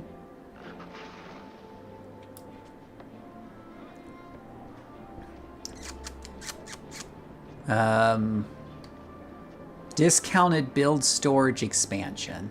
Oh. Hairstyle kit, total makeover kit. Digital Deluxe. Upgrade your account to Digital Deluxe to receive 5 guild accommodations, 2 wing, Yeah, no, that hurts my head. Cosmetic mining tool. Lots of cosmetics here. It looks like all this stuff isn't on sale. So your sale stuff is at the top here. But okay. So the Living World stuff, get it with gems. Buy the expansion separately. That's my takeaway. I'm glad you brought this up here. Thank you so much. Thank you so much. And I already got the gems to unlock these. So I'll have gems left over, I think. This is going to cost me 1,500 gems, 1,600 gems to unlock the rest of those Living World expansions. Okay, here's a question for you experts out there. Is it worth unlocking the Living World expansions? Because I know the big expansions, right? They're supposed to unlock new mechanics or masteries or mounts or travel options and stuff for your characters. Do the living stories, are they just side quests or are they worth it?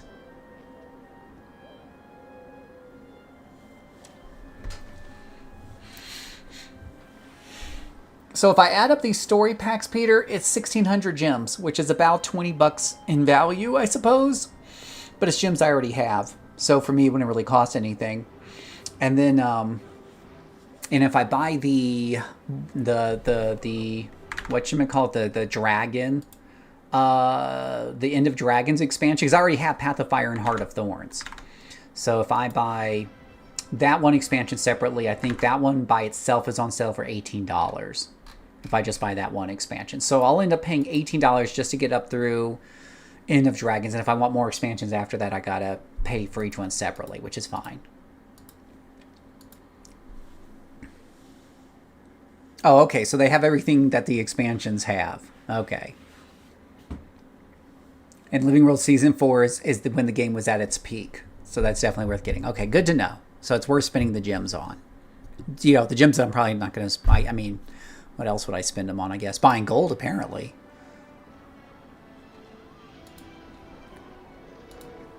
So that's exciting. You guys have really helped me out with that. I really do appreciate it. I'm glad we took the time. Does anybody want to hear? Let me know if any of you in the chat want me to tell you. Now, we've kind of sussed out what's the best deal for me to save the most money in Guild Wars 2 and get the content unlocked, right?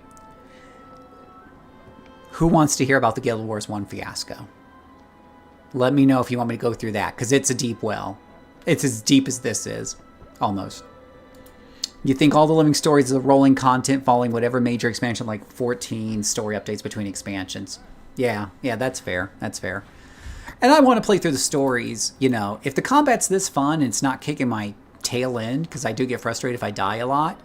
But so far, this has been quite a bit of fun.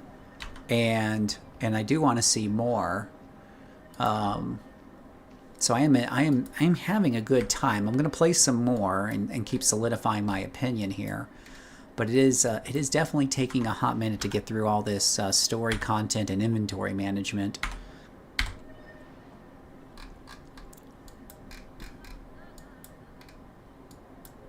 And our closest waypoint over here is maybe this guy here.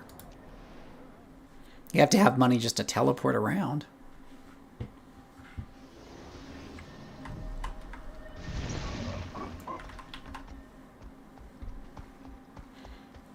But when I hit 80, I know, I remember reading that one of the expansions gives you better mounts, or helps you unlock mounts rather quickly. So I want to do that. Guild Wars 1, we do that. I think I want to do Night Rain first because that's how you unlock heroes.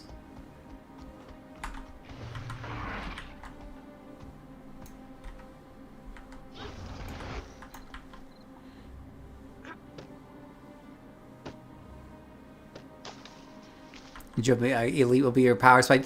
And yeah, and we're gonna get the, what's it called, gear at 80 from the auction house pretty cheaply that you told me about, so that should help hopefully. The whatchamacallit gear, that's the official name for it.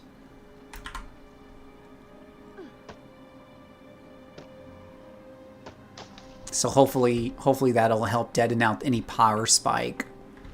Help mute it a bit.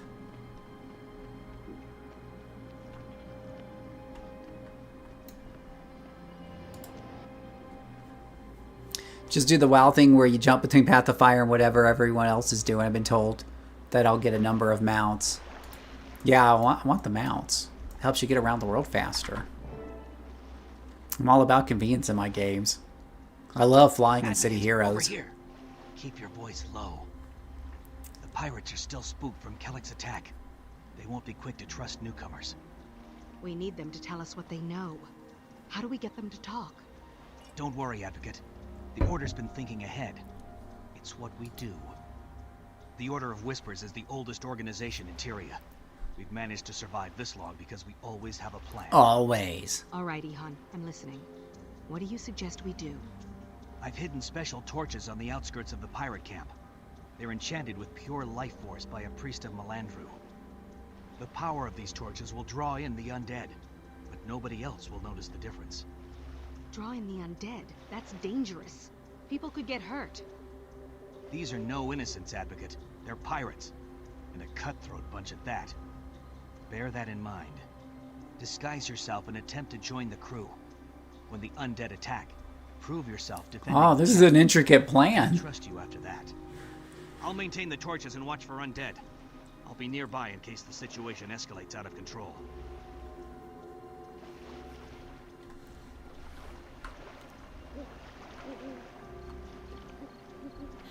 Well, in Heart of Thorns, if that's where you're getting your mounts at, don't they give them to you in the order that they're intended, right? I mean, the only other mount I have right now is just this default one they give to everybody, the raptor, the cute little raptor mount that jumps a bit.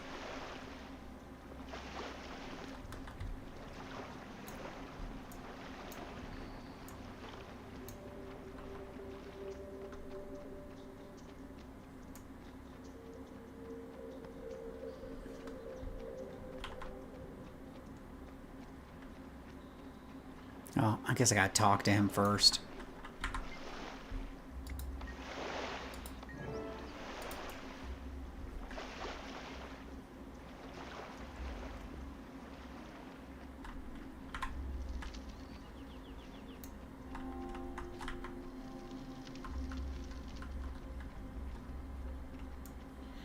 They added a raptor to new players later, yeah.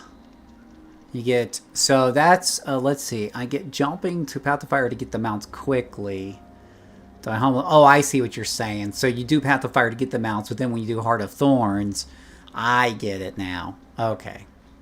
I smell what you're cooking.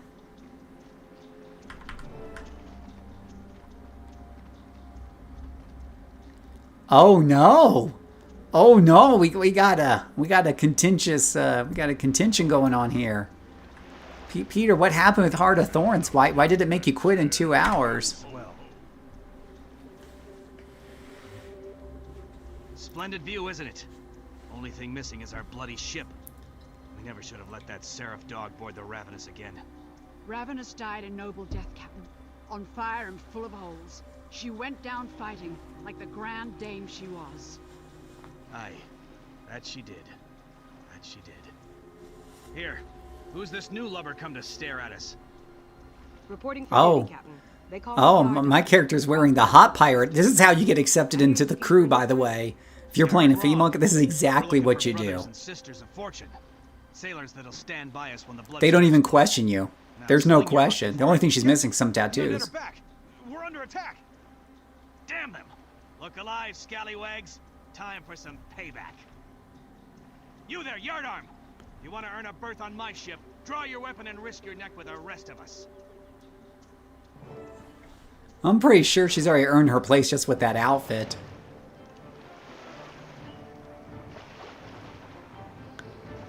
Wow, what's this like filter they got going on here? Flies? Bunch of flies? Wow. I gotta take a screenshot for my wife. I forget how to turn off the UI for a screenshot.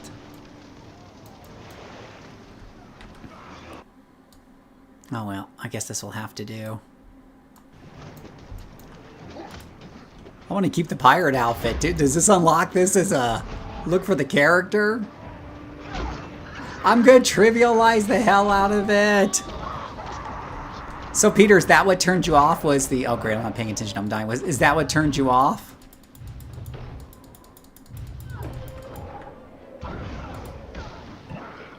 Oh, come on. Oh boy, yeah, oh boy, oh boy, oh boy.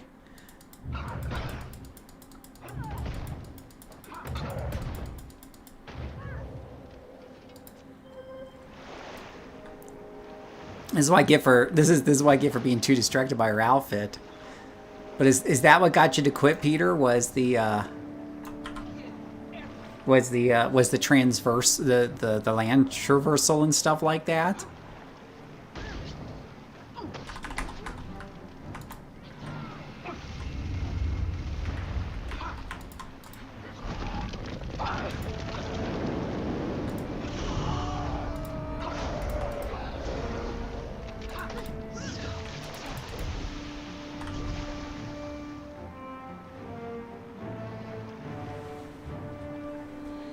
Entering the jungle with no mastery traversal feels awful, but you must master jungle as you gain mastery and it becomes seamless, very rewarding. Yes, being artificially held back from a grind when I'm clearly ready for the next thing. I play Souls games. Yeah, you are. You know, Peter does play some really tough games, and so I know you're not a wimp, and we all know I tend to be a wimp. I can get frustrated pretty easily. So I do feel like if Peter is complaining that there's a little bit of a concern there.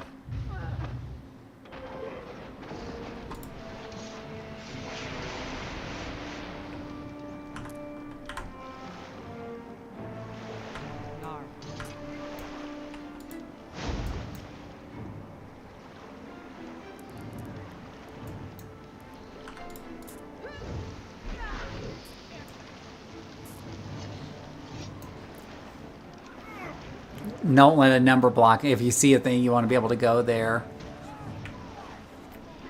Well, now is that, and I'm just playing devil's advocate here. Is that the same as the fact that some of these areas do require like a level, you know, like here in the original land, right? There's level gated areas, right? Is that the same thing, or no?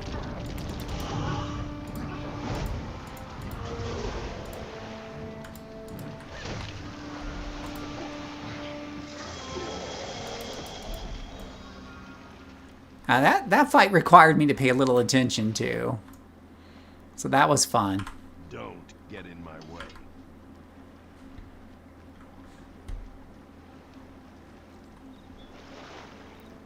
I will proactively nerf it to 0! And I don't have any reference of what we're talking about in terms of like, what's this mastery requirement? So I'm imagining... Tell me if I'm off track here. I'm imagining that in order to go to the next area, there's this chasm you got to jump over. In order to get over this chasm, your mount or you or whatever needs to have a jumping score of 60, and you have to grind up to 60 somehow. Is that what we're talking about? Like gliding, the stories get you ability before you can progress, so you may need to grind some XP. And can you grind that XP anywhere, like in any expansion, or does it have to be within that expansion to level that traversal XP, whatever?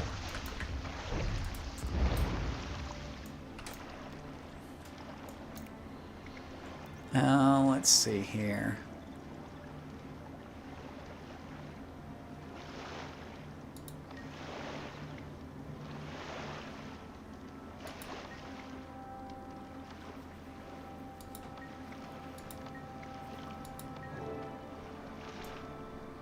You can curse with the best of them. Oh, good grief.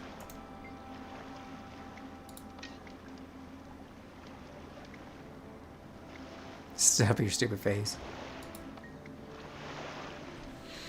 It has to be within the expansion. Oh, so you're kind of stuck in this beginning area. Now, Peter, here's my question. Is that much different than the base game where I can't go to certain areas until I'm a certain level? Right? Like, if I look at the map here, you know, I cannot just waltz over to this level 80 area. I'll get my butt kicked. Right? I mean, I guess theoretically I technically could go here, but I would imagine I would just get killed right away.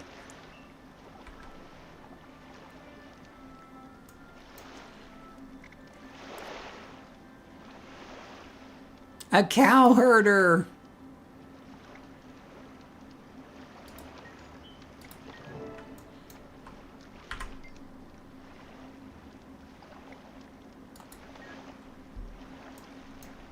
Push off, landlubber.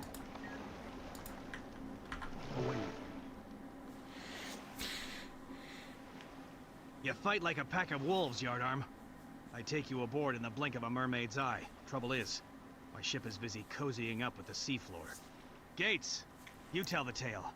Laying out our bad luck.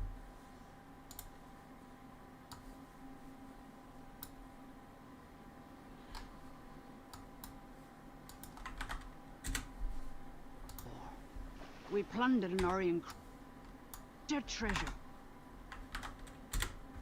Kellogg wanted the lot. We sold him for a pretty penny. Then he comes back a few nights later, screaming for the seer Alastia Crow. He grabs her by the throat and says he'll kill her unless she removes some curses under. Behind him come undead like the plague. He ignores them, doesn't even know they're there, and I hear Alastia whisper to him, "Blood of royalty." Kellogg stabs Alastia and rushes off screaming, leaving us there to the mercy of the undead. They scuttled our ship and ruined everything. That's the sad story of the landlocked Ravenous. These are bitter days to be a pirate. I'm sorry to hear that, but I'm looking for work as a sailor, not a sellsword. If your ship's not seaworthy, it's best we part ways. Yeah, that was a cute little quest right there. I wonder if I get to keep the pirate. Do I get to keep the pirate outfit, guys? Tell me I get to keep the pirate outfit. This is like the best looking outfit I've seen in an MMO in some time.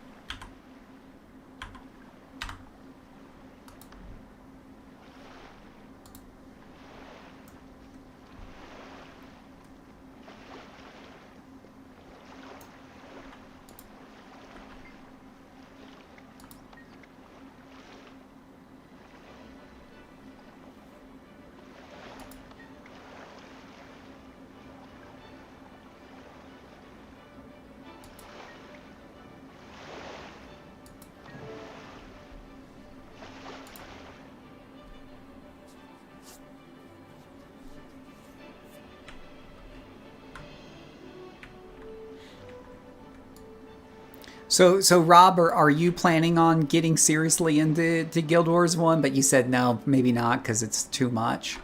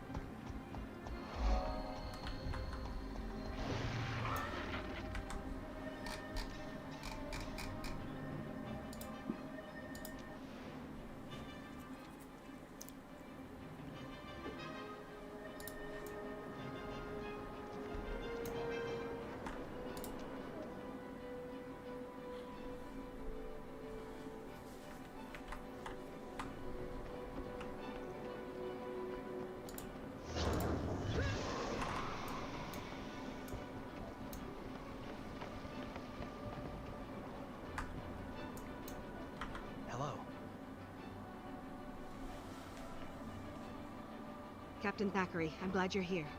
We've got an urgent situation. Kellock's been corrupted by Orion artifacts. The pirate Elastia told him that the Queen's blood will cure the corruption. Duenas, mercy.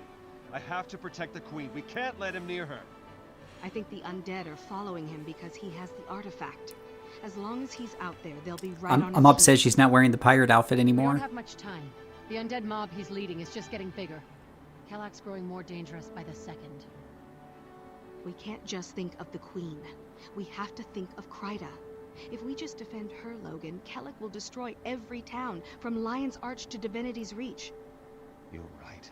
Damn it. When it comes to my duty to the Queen... Well, never mind. I'm listening. What's the plan? It's time to assault Kellock head-on. In the Vigil, we swear an oath to stand between the darkness and the light. The only way to be sure is to face this threat directly. Advocate, join us. You'd make a fine member of the Vigil, and I'd be proud to fight by your side. Don't be thick-headed, Hiroki. Knowledge is power. The Durman Priory's research is conclusive. The Advocate would be much better suited among our scholars. Come, Advocate. We can use the Mortis Verge enchantment to protect the Queen, and neutralize this threat intelligently. We'll talk about Kellock Guild Wars has 1 two after this things on his cutscene. side. An army of undead. That's a good question. Complete insanity. We have to use cunning, lure him in, and then trick him into destroying himself. The Order of Whispers wants you on our side, Advocate. All you have to do is say the word. All right, everyone. Give me a moment to discuss my options with Captain Thackeray, and then I'll let you know how I'm going to proceed. So I have not played a lot of Guild Wars 1. I dabbled in it when it first came out. My wife and I played it for maybe a dozen hours tops. Peter, here, Harmony here, has played a ton of it. A ton of it. But here's... now, do you already own it, Robert? Do you already own the game through NCSoft or anything? Greetings.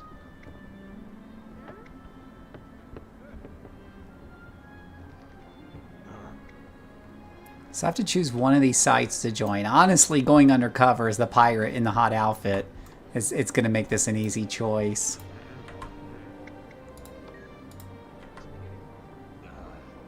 What can I do for you?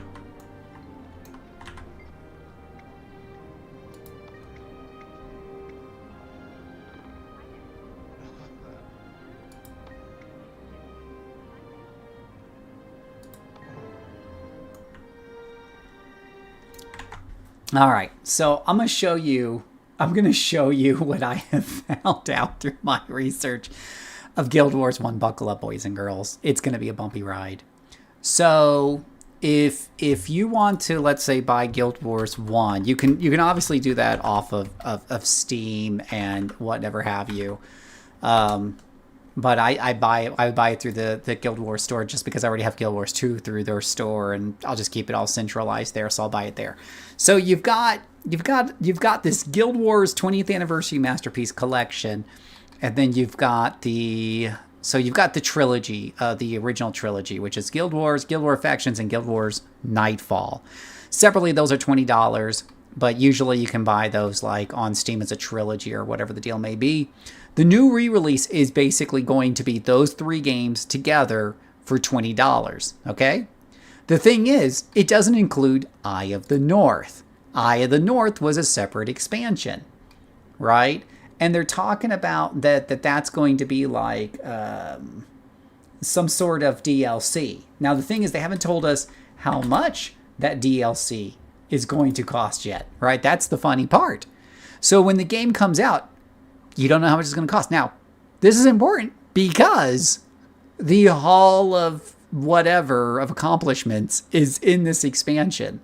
In order to get the Guild Wars 2 cosmetic unlocks, you would need this guy right here. Now, being that the base game's going to be $20, I can't imagine they're going to charge $20 for Eye of the North. Maybe it's only going to be $15, but we don't know because they won't tell us. But here's the thing. If you buy this now, okay, so if you buy this right here for $40, you're going to get all 4 expansions plus the bonus missions plus 8 character slots, plus these storage panes, which I believe are like extra bank slots. I forgot, I looked it up before. You're gonna get these extra bonuses that are normally sold separately for gems or whatever, extra micro transactions or whatever have you. There's a nice little value add to this collection, right? That you won't get, if they sell those two things separately once the remaster comes out. And I don't know if this is still going to be listed once the remaster comes out. So I looked up what these things are worth, like the 8 character slots or whatever have you, and whatnot. And I don't know. Another thing we don't know is maybe these aren't really bonus items, because maybe when they do release the remaster, it will include some or all of these. Because it's not unusual to get like a character slot when you buy each expansion separately and all that other jazz, right? In fact, you see the small print. It says new accounts get 1 Zoonlight storage pane and 2 character slots. Prophecies, Factions, and Nightfall each grant 1 additional storage pane and 2 character slots. If you already own 3 campaigns, you get no additional panes or slots. So it makes it kind of sound like that if you, depending on how you bought the previous stuff, you might have had that stuff already included. This is a similar thing with Guild Wars 2, by the way, when it comes to bundles. Those extra slots aren't throw-ins for the bundles as much as they're included with the expansions. So it's really weird. It's not very transparent. Peter and I talked about this quite a bit, and you have to go to Cornell University to figure this out. Because remember, if you buy this, you get if you have any of the base games, you would get I keep calling it a remaster, but it's really just a modded version. But you're going to get the upgrade for free anyways. It's just because it's just going to be the new client that they're going to use. It's going to get rolled out to you no matter what. So part of me says buy this now and just buy this right here just to be on the safe side. Because worst case scenario is they release the new game at 20 and they release, I would say, when I say worst case scenario, I mean worst case for me if I bought this. They release the Allies of the North or whatever it's called, that expansion or Eyes of the North, Eye of the North. They released that for, let's say, only $10, right? So I would have saved $10. Instead of paying $40, I would have paid 20 plus 10 is 30. But I do get the bonus mission back for whatever that is worth. And I do get a summonable fire. Includes 7 bonus exclusive weapons and a summonable fire imp. Right? So I think I'm going to probably just buy this. Maybe I should buy it, download it, and stream it right now. We could start a new game together. We could just buy it now. It takes 5 minutes to download in the background, and we could be playing Guild Wars 1 right now. But yeah, that's a possibility.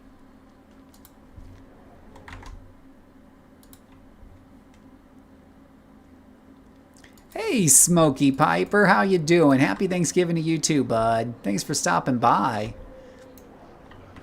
How are you doing today?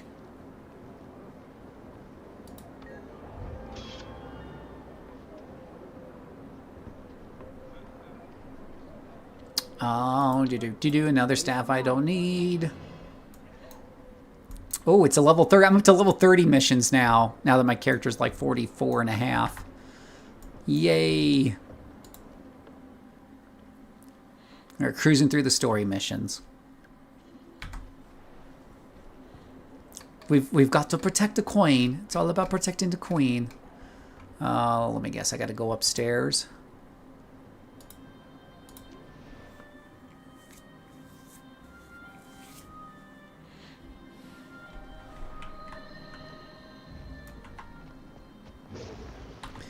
Do you guys want me to throw on some City of Heroes? Should we play some City of Heroes? I've been talking about a lot of City of Heroes lately. I can certainly do that if you guys want.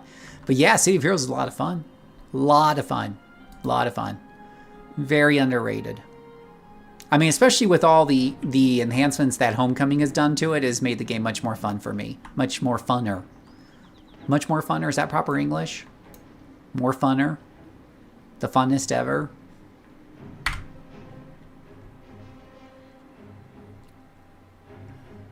There you are, Initiate. Are you ready to lay a trap for our friend Kellic? I am, Ihan. Are your agents prepared? Our agents, my friend. You're a member of the Order of Whispers now. We all work as one.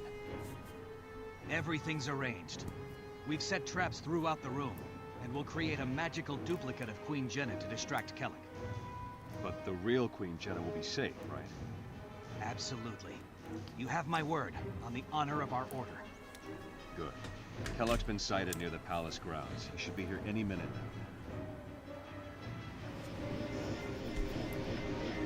Success. The bomb should be easy to arm. They've been strategically placed and just need activation.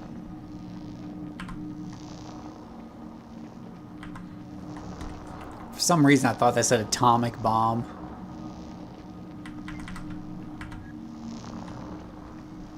Oh, I like them both, Smokey. I never give people an option that I don't enjoy.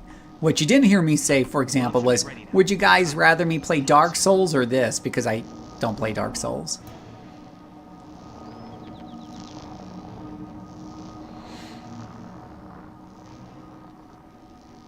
I would like to spend hours on cleaning my inventory in GW2. It's literally a past life. A different Peter. That's fair. That's fair. Majesty, my beloved queen, Jenna, you have to listen.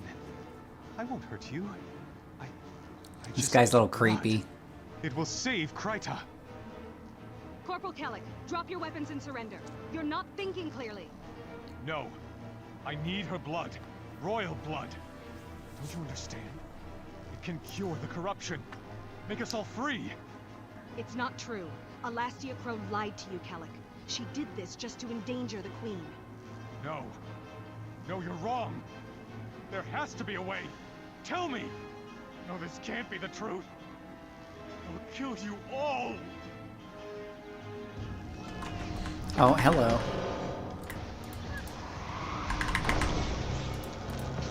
Keep him away. I won't give in.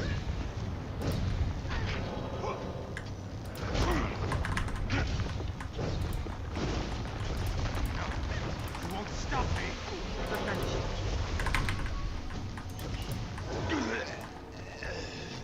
How's that for hot and sweaty elemental changing there for you, Peter? Did it just for you, buddy.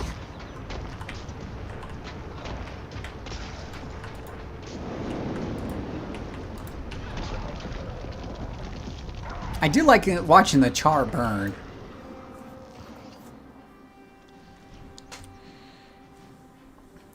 Poor Kellic. Yeah, you are 110% right on that, Robert. So many mistakes. Made for all the right reasons. The Queen could have been killed by someone who loved her. Even... I mean, it really makes you think. It's all right, Logan. The Queen is safe. Focus on the future, and Kryta will stay safe too. Well done, Initiate. You showed tremendous cunning and nerve. I'm proud you're a member of the Order of Whispers. Now for the rest of your initiation. Go to Lion's Arch. There you'll be contacted by an apple merchant. An apple merchant! He's gonna sell me a tablet, guys. He's gonna sell me a phone. Bigger world. Logan, are you all right? You seem rattled. I'm glad Jenna's safe, but I realize now that her safety is temporary. Everything is temporary. Unless the dragons can be stopped. Dragons can't be defeated by one person, or even one nation. There has to be another way. Do you think we can overcome our mistakes, my friend? Make up for the things we've done? I know we can, Logan. I know we can. Mistakes make us human. It's rising up again that makes us heroes. You're right. I've been too focused on keeping the Queen safe. I love being at her side, but maybe that's not where I can best defend her. Or Kryta. An old friend named Keith asked me to meet her at Lion's Arch. I think I'll take her up on that. I think that's an excellent idea. I'll see you in Lion's Arch.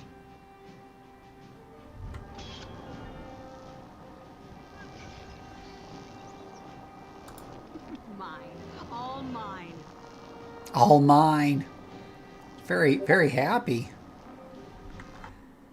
She's like, it's all mine. Yeah, so you're absolutely right there, Rob. Like, the beautiful thing, and one of the reasons I'm drawn to these games in particular nowadays is that you're right. Like, you can you can play them and take a year off and come back, and you just pick up right where you left off. And you don't feel like, oh, everything's changed, you know, my power level doesn't mean anything anymore. Yeah, I took a year and a half off of City Heroes, came right back. I had to learn some controls again, but, you know.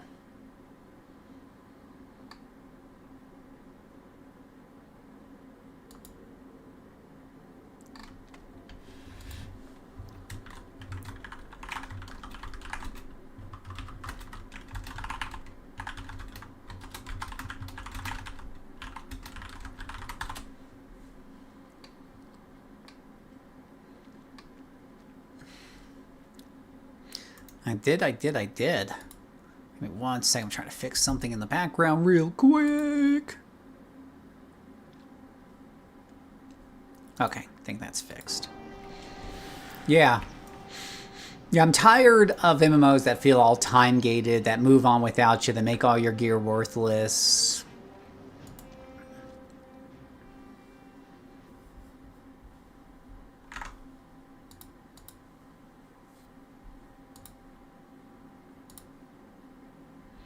Nobody likes that. I'm getting a warning here. Oh, my bit rate's too low. Oh, it wants a bit rate of 6,800. But didn't I set that up in settings, stream, output, video bit rate? Oh, goodness gracious. 6,800. Maybe that's why there's lag. Can I do that in the middle of a stream, or do I need to reset the stream?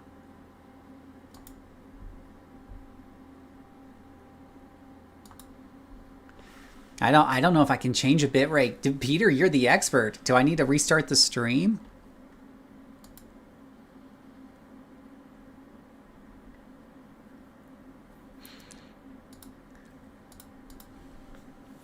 Well, I think, yes, hey, welcome to the channel. I do think that there is a little bit of a shift of people going to games like Guild Wars where the numbers don't keep going up, right? And that your progression feels more permanent. We see a lot of people going to RuneScape, you know, because of that reason. I don't think it's a huge number. I don't think like WoW is bleeding subscribers, you know, for holding to the model of numbers going up.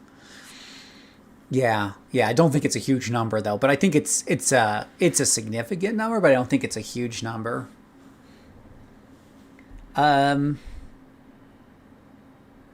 right, I'm gonna restart the stream, guys, real quick. So you might have to. I don't know what that's gonna do. I don't know if it means it's gonna make a new URL or if it'll just like stop and reload. Or maybe I should just leave it the way it is and worry about it next time.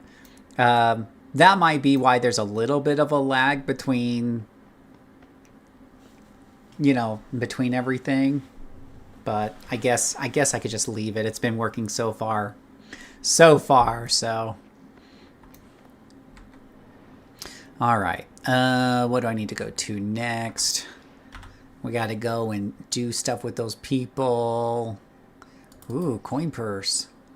Get a strong ring there with power and precision. Oh yeah, new URL, then definitely not worth switching. Yeah, we'll just hang tight and hopefully it'll work better next time. A weapon container. Ooh, I forget what weapons this class can do. Oh, it's right there. Secret staff. I really do use the staff a lot.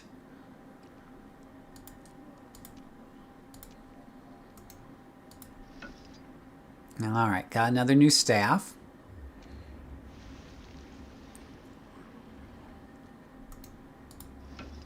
Apparently that staff wasn't that good anyways. That's all to be disenchanted.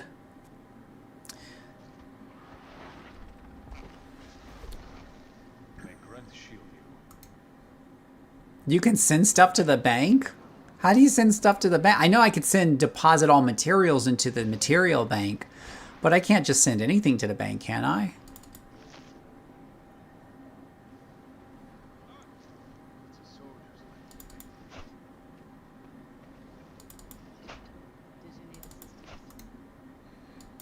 get rid of this guy here. I got too many things. I'm very pleased now to clean that builds that can be saved as a string of characters like the good old GW1 days.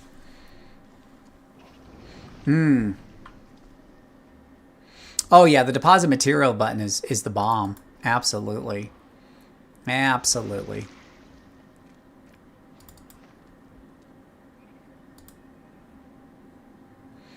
Whisper power sets. Upgrade. Double slide.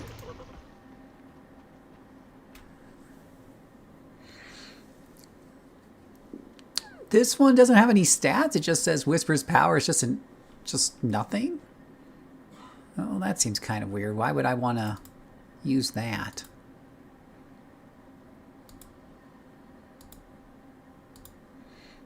Is that an upgrade or a downgrade? That's an upgrade if I want ferocity, whatever that is. Whatever. Oh, that was that, that changed my outfit. Maybe, maybe not. Oh well. Get rid of that guy there. Yeah, it does free it up a lot until your bank gets full. Oh, you can elect stats. Oh, okay. Let's see here. Alright, so I got some materials there. Yeah, I'm kind of full on copper, so copper won't go, but I'll sell that on the auction house when I have a whole bunch. Same thing with green wood log. So We do what we must. Dark times call for sacrifice. some more luck stat there. All right, keeping that inventory pretty clean. That's the goal in life. That's the dream. I could sell a few things, but I think I can do that. I can do that anywhere, really. Let's see. The next one's in Lion's Arch. Have I been there? I have been to Lion's Arch.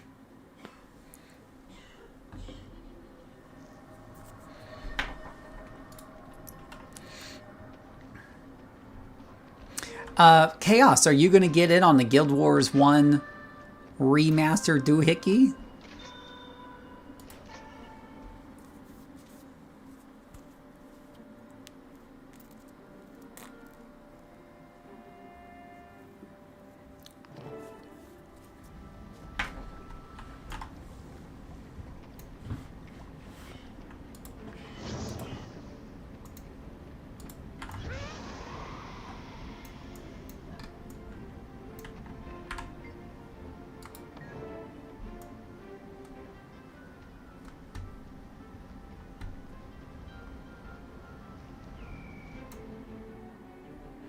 Yeah, no, it's a complete top-down remaster with all kinds of new graphics. It's a completely new experience. We must speak of the threat of the Elder Dragons.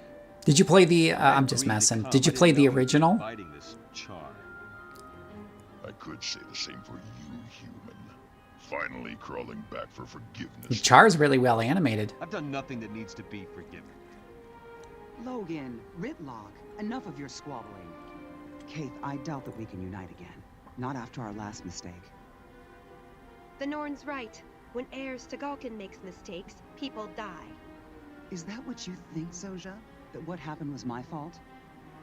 Please, all of you, our time has come. We must help the Orders. We've fought the Elder Dragons before. And lost. Because someone couldn't keep up with us. You have something to say it to my face. I would if you weren't always running away. Ooh. I should gut you and be done with it. Oh. Gut me? With what? That human-made sword you looted from Ascalon? I've had enough. Oh. Done here. Running away again. Some. Ritlog, you're just making it worse. Ha! Look who's talking! Logan's right, for once. I have more important things to do. I'm done with this. And I refuse to waste my efforts on cowards and fools. Goodbye, Kaith.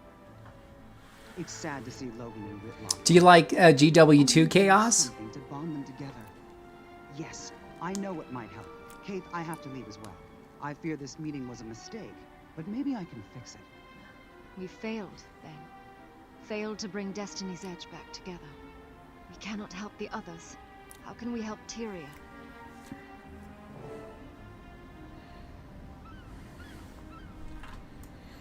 I'll be right back. Let me go use the girls' room.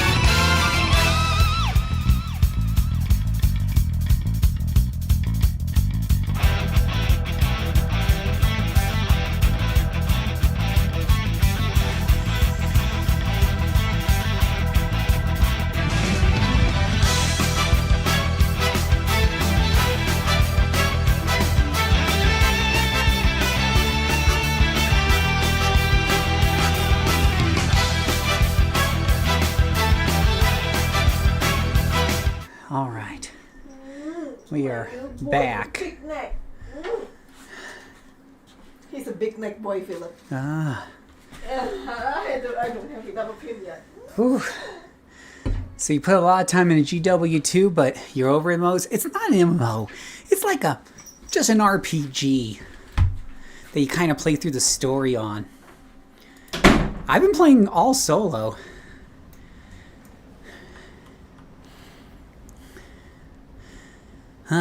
Ritlock is the best. What's a Ritlock?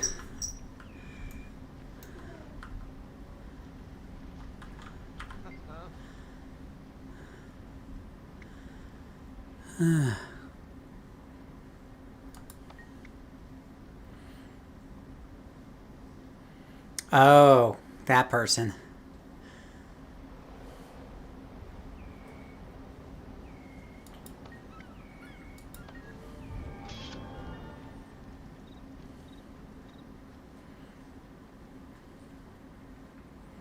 Containing random gym store merchandise. Oh.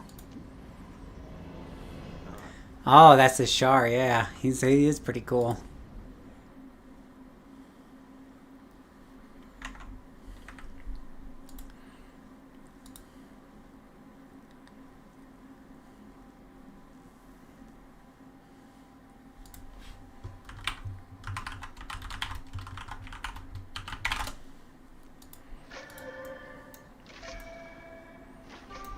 Yeah. Yeah, let's throw up some City of Heroes for a bit, because we got some City of Heroes people here, so... Let's do a little City of Heroes, shall we? Oh, I have an equipped item with no stats selected.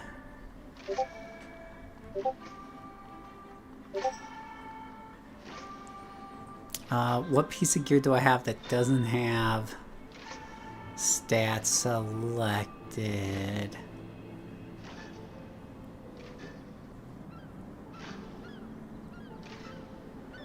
Those all look like they have stats to me. Yeah, I got a free Black Lion key. Whatever the hell that is. They give you all kinds of stuff as a new player, like, I don't know, looks kind of cool.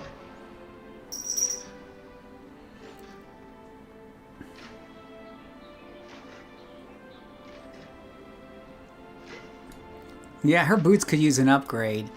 I would change the cosmetics on this if it wasn't so expensive. I can't believe, like, it takes, like, these transmutation dealies or whatever they're called.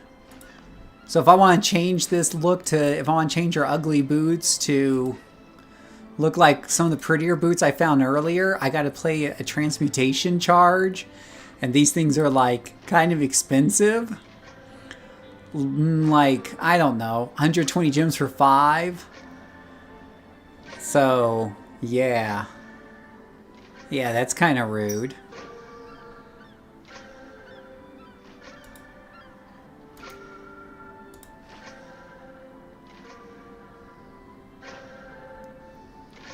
Select stats. Oh, is it these boots? Oh, you bet it's the boots. Oh, you're right. They don't have any... Oh, the defense isn't enough. I see what you're saying.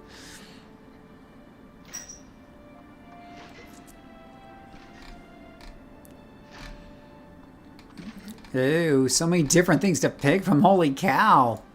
What's the most optimized decision? It's the most important decision of my life.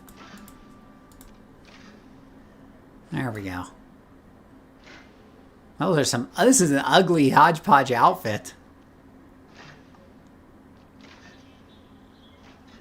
Wizard's Vault has them if you're really desperate. What's a Wizard's Vault?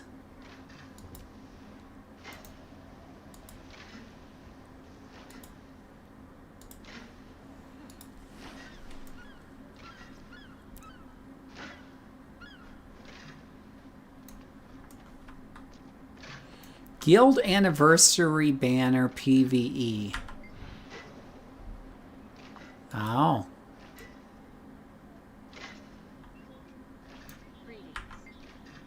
Hold on.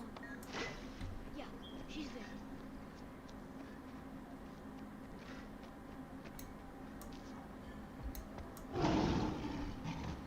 It's a daily login system that I don't have? Wouldn't a login system everybody would...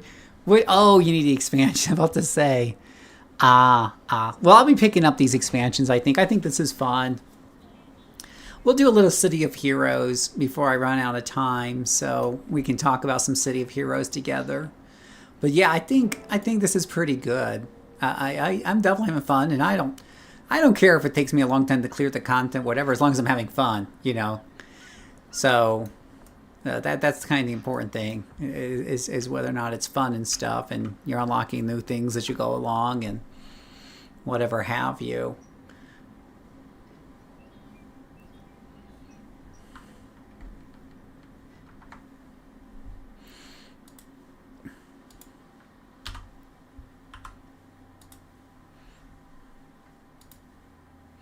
What archetype should I play in City of Heroes?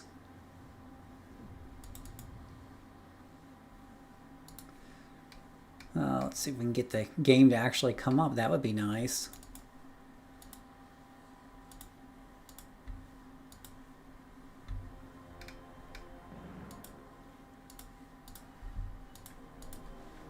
Don't look at my password, guys. It's top secret.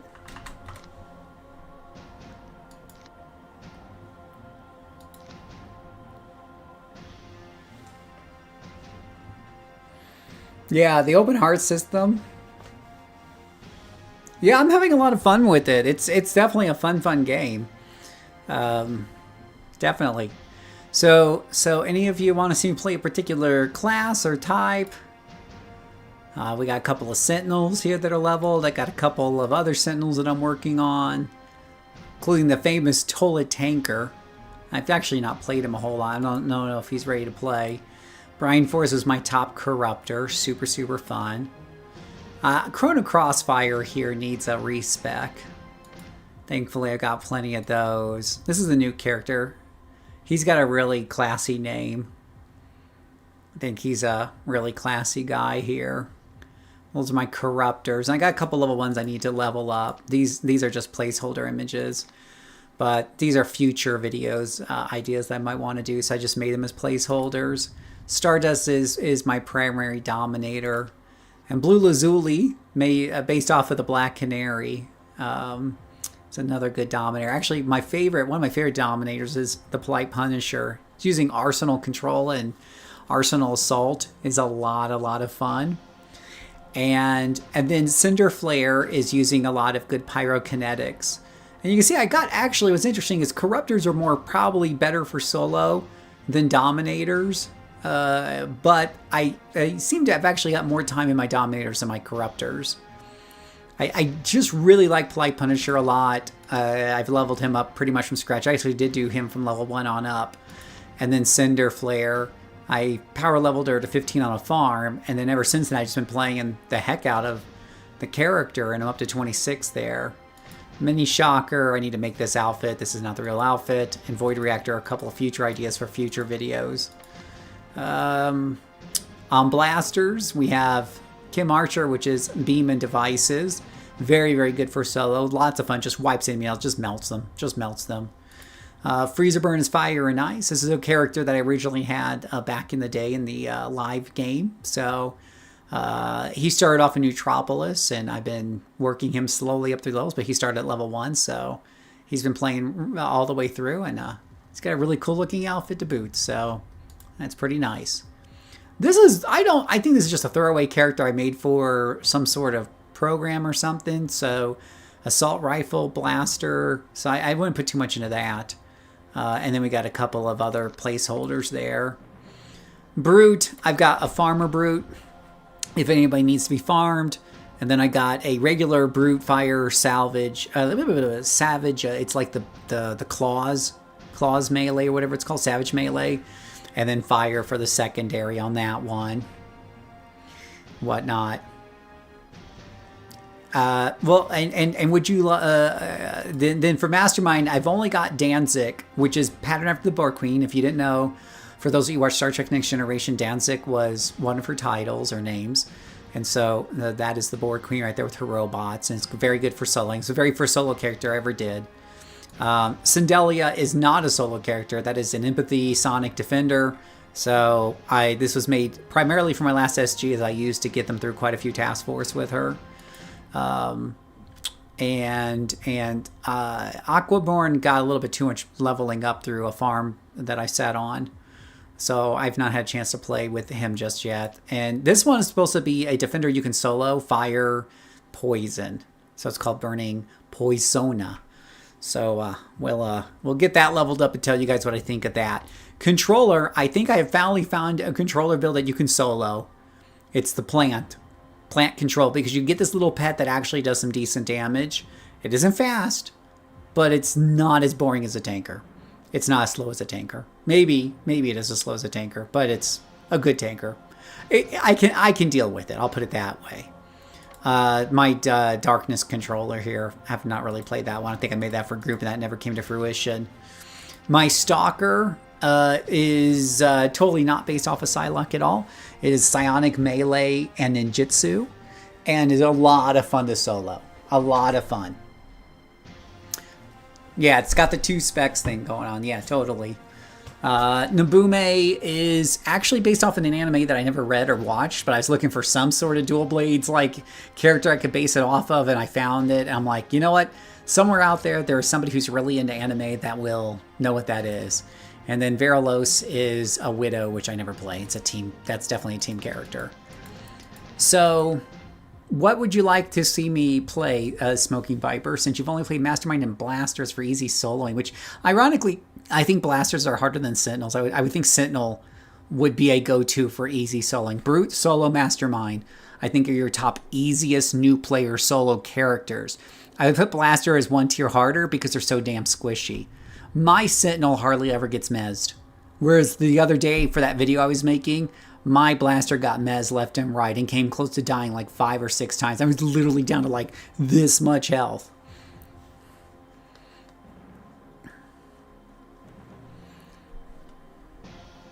So little health. So little health. Let me show you guys. I'll show you how we play a Dominator. If you don't have any strong opinions out there, I could do a Dominator, show you how to solo Dominator. Because Dominator is not the first thing you come to mind when you think solo. And I would say Dominator is probably on the harder end of solo, but not as bad as most controllers. Yeah, like, so anyone can, yes, any archetype can solo, especially if you're willing to lower the settings. It's just a matter of how slowly you want things to die. Like, if I go through and I take, do I have a tankard slot somewhere? I had a tankard somewhere, probably delete them out of frustration. But if I take a tanker out and I go and solo them, I'll survive and get through the fights. It's just going to take a while for the enemies to die. It's boring as hell. Yeah, I'll show you the controller and the Dominator. So first, let's do the Dominator, because I solo Doms a lot. I solo Doms a lot, and Cinder Flare and Polite Punisher are both very, very fun. I think Polite Punisher is actually a bit more fun, so we'll show you Polite Punisher. Now, Stardust is the one I got up to 50, because she was an original, and that one is pretty fun to play, but definitely has some glaring weaknesses. Polite Punisher has less overall weaknesses, I think, compared to her, because he's not just mental damage and whatnot. So we're going to do let me see if I have any hot tips to do an alignment mission on with him. I do. Let me check his, all right, he's going to go and do an alignment mission. And for that, I need to teleport him to a nice villainous area. Let me check out really quick my enhancements, make sure those are all set since he's 26. Yeah, about ready to buy his IOs at 27. But defenders are really hard to solo. So Syndella, for example, being such a great team player, having her solos are like watching paint dry. And she's level 50 with good gear. It's just everything dies so slowly, right? I can't do harder settings with her at all because it'll just take too long. So there's that. But I hear that Poison Fire Defender is pretty darn good. So I'm going to give that one a shot, and I'll do a video on it and tell y'all whether or not it's really good, whether it meets my criteria for soloing. And again, my criteria is not super high, right? I understand that not all classes are going to kill as fast as a Sentinel or a Blaster or a Mastermind, which are kind of your solo-centric classes, or Brute. Those are your solo-centric classes.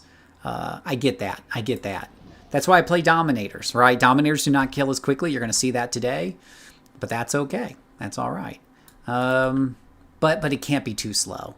Even I got my standards. And the Widow kills pretty slow. The Widow is rough. The Widow is really clearly meant to be a team player. And I think with Controller, you have a couple of builds that are solo friendly. Illusion is the well-known one, right? Everyone knows about Controller, or Illusion is Controller. So that's really kind of popular.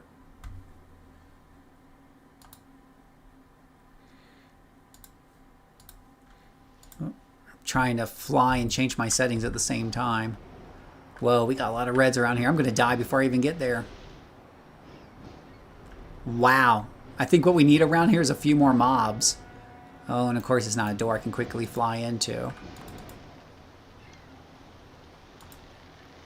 Oh, where's my mission at? I should just be picking a mission here. I don't know why I picked a contact. Give me a mission. Let's do this.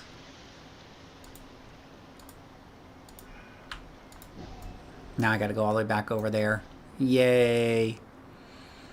Let's see here. I have a poison water defender for thematics. I primarily wanted poison to be the primary. Good to know. That's what I've been, and that's what I've been told, Rob, is that poison fire, because fire, of course, you get the extra damage over time and stuff, and since things are dying slowly, you're going to get full value, you know, out of that damage over time. When you're playing a fire blaster and you're soloing through things, there's many times where you just don't get any value out of the damage over time portion of the fire ability, right? Because things are dying so quickly. Where you're in a large group and you're playing fire and you're doing all that damage over time, who cares? Because everything's dying so quickly. But with a controller where things are dying slowly, that DOT that's added to the fire abilities can really shine. So I think, like, you know, fire in a way is fire on anything is going to be a little bit more solo friendly than certain other things. All right, so here is my favorite one, the Polite Punisher. Here, he is so much fun, and we only got a couple little guys here. Let's just make sure that they don't cause any problems while we're trying to shoot them all dead. Now, I am never a huge fan of power sets that require melee attack. I'll never understand why something called assault rifle requires that I have a lot of headbutts on people, or elbow butts, or butt strokes, or whatever, basically melee attacks. But this is where we're at. As you can see, these are just same level minions, but they're not dying fast, right? We're using confusion, we're using crowd control to keep them from killing me, while I slowly kill them and I have them kill each other. So let's go over, you know, some of the powers here. Hey, Karzondex, welcome to my fun little stream here. So we'll go over some of the powers and hopefully not die in the process and embarrass myself. So your cryo freeze will hold one person. Your sleep grenade will put these to sleep. And sleep has been given a buff. If you're playing a controller or a dominator, this thing will really, really, really put them to sleep.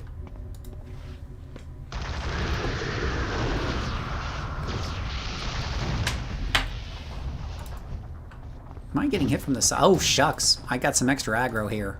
Let's put down some confusion gas. Confusion gas will basically cause anybody to be confused if they're in the gas and you hit them, or they hit each other, or whatever. Because they're like in the gas and they gotta get confused. But we'll just keep controlling them and disorienting them and everything else here. Oh, I'm not paying it. Oh, wow, that's embarrassing. I got distracted there. My headset was dying while I was trying to fix that, and I got flanked by this group on the side. So let me do that one over again.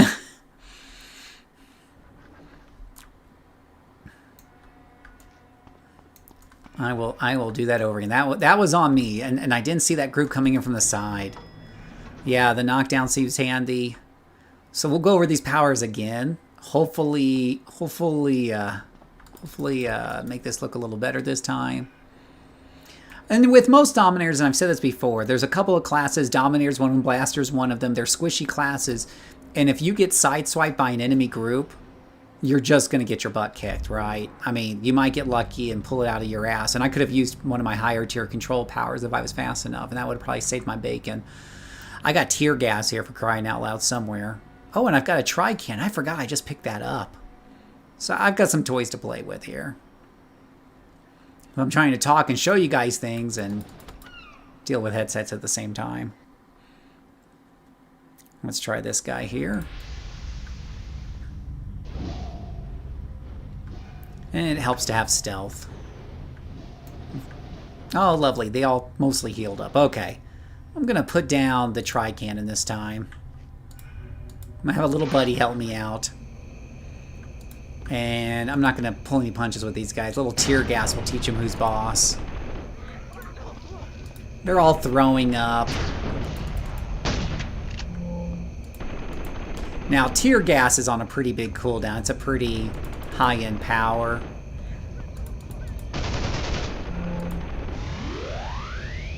I just need to get in there and smack him with some of the headbutts here.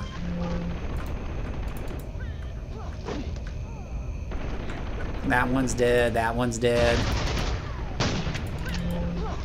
There's a staircase in my way.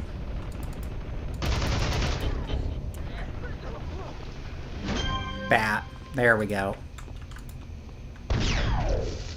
Yeah, I didn't like you last time. You're one of the ones who came out of the blue and gave me a hard time, so... There we go. We're dominating everybody. Much better. That's how a dominator takes control of a situation like that.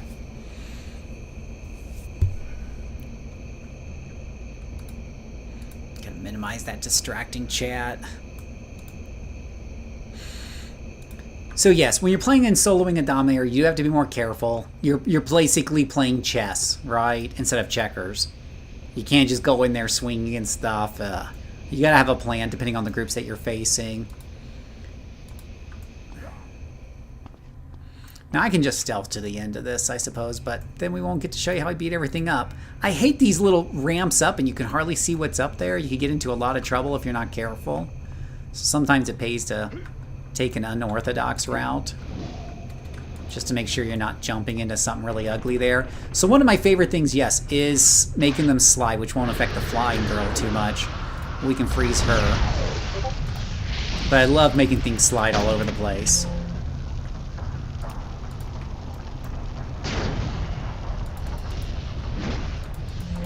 And confusion's always your friend.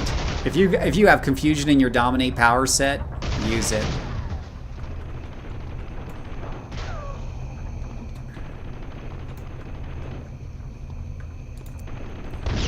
I don't know if that cannon's doing a whole lot there. I think I just want to watch the cannon try to blow him up.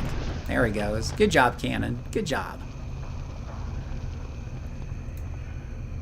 There we go. So Karzadex, how are you doing today? Do you like City of Heroes or Guild Wars 2?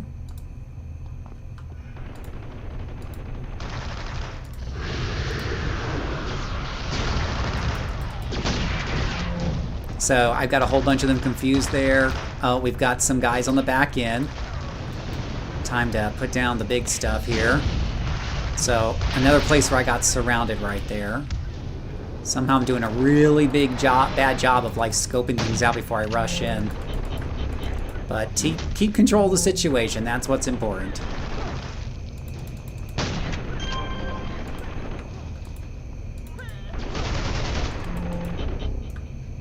That's what you're supposed to do as a dominator. Just keep it under control. Put people to sleep. Little sleep canister never hurt anybody except for them. So that was kind of a gnarly situation there. I had yet another example of another enemy group coming up from a blind spot there. But used a couple of big moves there that are on cooldown to put them under sleeping gas, and we're good to go. Let me get a couple let me get another break free here. I like to have at least 2 break frees in my emergency kit. Purple's never hurting your emergency kit, and some heals. There we go. COH all the way, you got me joined the game about 1.5 years ago, and then we start posting in the other day, start playing it. Oh, that's funny. Thank you so much, Cars. I love to hear stories like that. That makes me that definitely makes me happy. It makes an old game happy. Old guy happy. Thank you very much for that. I appreciate that. Yeah, I'm having a lot of fun with it, as you can tell. We do have that loud beeping thing over here. I'm going to try to... It's right underneath here. The problem is if I do this, it's probably going to get me aggro, so... It's like they can see you through this floor.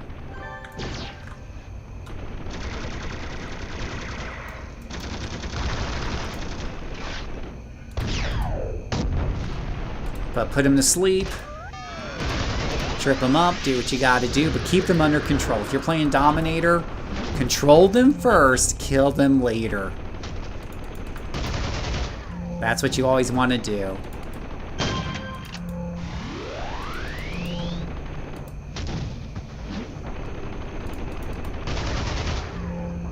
There we go.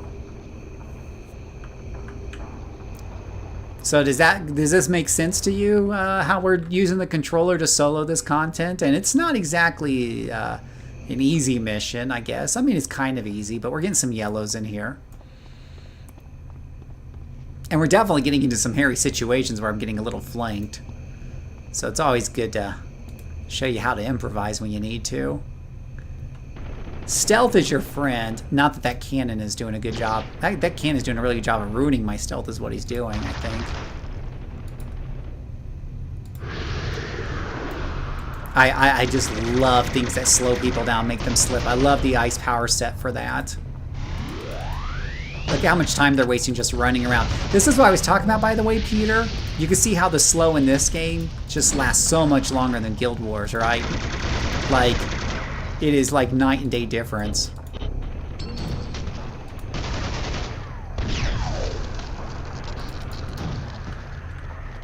Alright. Who else is shooting at me? Okay, they're dead. Different playstyle than I'm used to. It'll take some practice learning. Yeah, it's just fun, but it's obviously not efficient, right? If I come through here with my blaster, it's going to be really fast killing, but it's also like a kill or be killed type of thing, right? It's like something's going to die.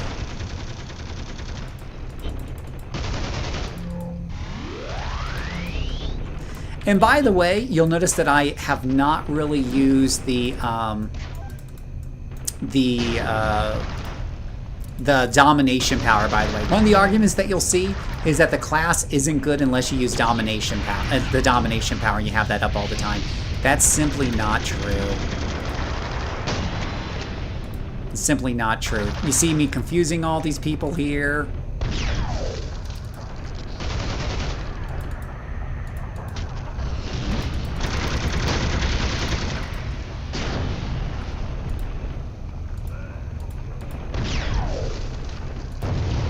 I'm going to use domination there just to refill my endurance. But yeah, you don't need to use the domination power to be good. I mean, it's helpful, don't get me wrong, but it's not like, oh, it's required or you're not as good as a controller, da-da-da-da-da.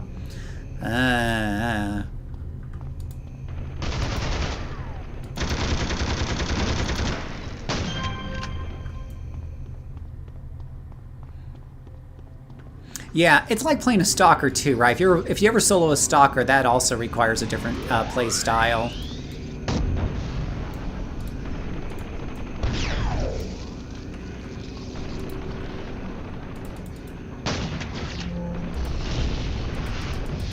The sleep gas has become so much more effective with the last update on Dominators and Controllers. You can just see people just... That guy over there is like just completely out of the fight. He's held. He's asleep. Have a nice day. Any mob types that are more resistant to control and domination? Well, it depends. Like, my Psychic Dominator really struggles with Mu enemies. Mu enemies. And something else. Machines. So, it depends on what kind of power set you're looking at, but definitely some enemies are more resistant to certain things than others. I will also tell you, bosses are a pain in the ass. Elite bosses. Now, elite bosses are tough for any solo player who's just leveling up through the leveling process and stuff like that. They're always going to be a bit of a pain in the ass. But I have a lot easier time going through elite bosses with Sentinel than I do with the Dominator. It's just facts. I don't go into an elite boss unless I have all of my inspirations ready to go. And I've got domination bar filled up. Yeah.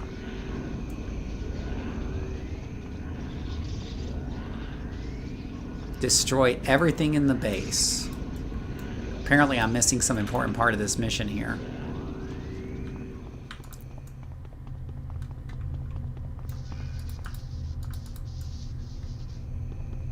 Oh, I think I know where to go.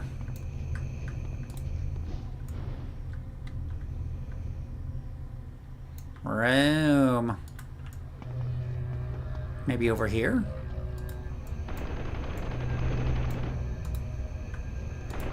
I don't think I have to destroy all these doors, right? We'll be here forever. Not exactly a damaging class here.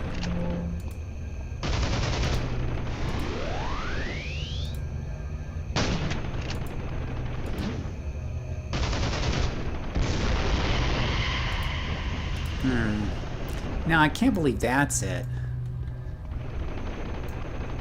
Now, this thing will be shooting at it all day.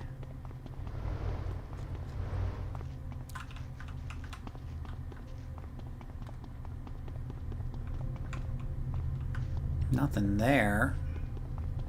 There's a green... Whoa, whoa, whoa, whoa. Wait, did I see something up there? Just briefly out of the corner of my eye? Oh, it's just a door. Craze Warden. Oh. Oh, I think... Okay, good thing that's not an elite boss.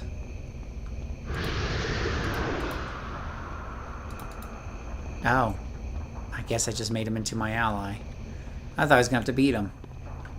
Take control of another Craze Warden, destroy everything and everything in the bay. What? These guys just popped up.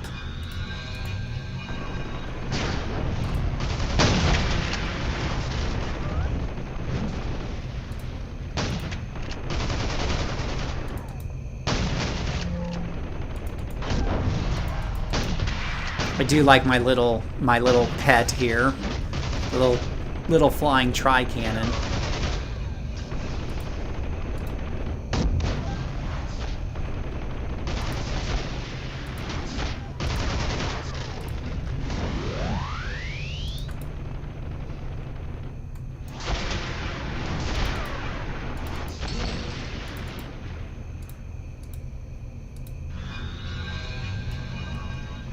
Okay, I've taken control of another warden.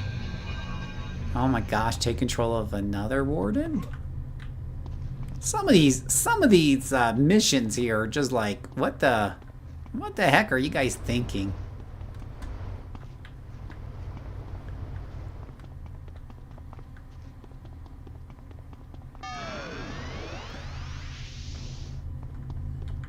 Yeah, those got activated. Let me just double check that I can't do any more chit-chats with these guys. No. I haven't done this alignment mission before, so I'm not exactly 100% sure what the mechanics are that it's trying to get me to do. Oh, we've respawned. Yep, yep. Because I didn't do things in the right order, so that's what happened.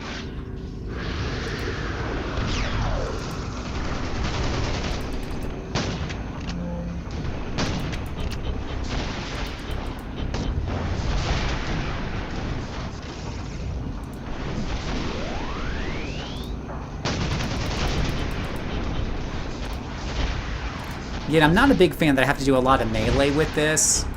If you heard my speech on blasters and blappers. So when I was doing the videos on sentinels versus blasters, people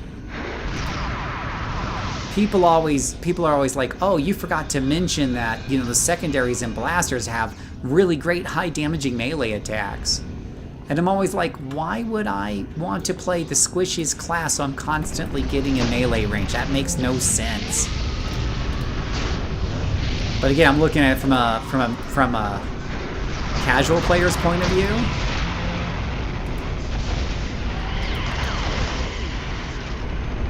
It's a lot of bodies in here. I don't know who I need to control and what. They all look the same. It's really loud too. Let me see if I can turn it down a titch. It's gotten really kind of loud with all these things going on.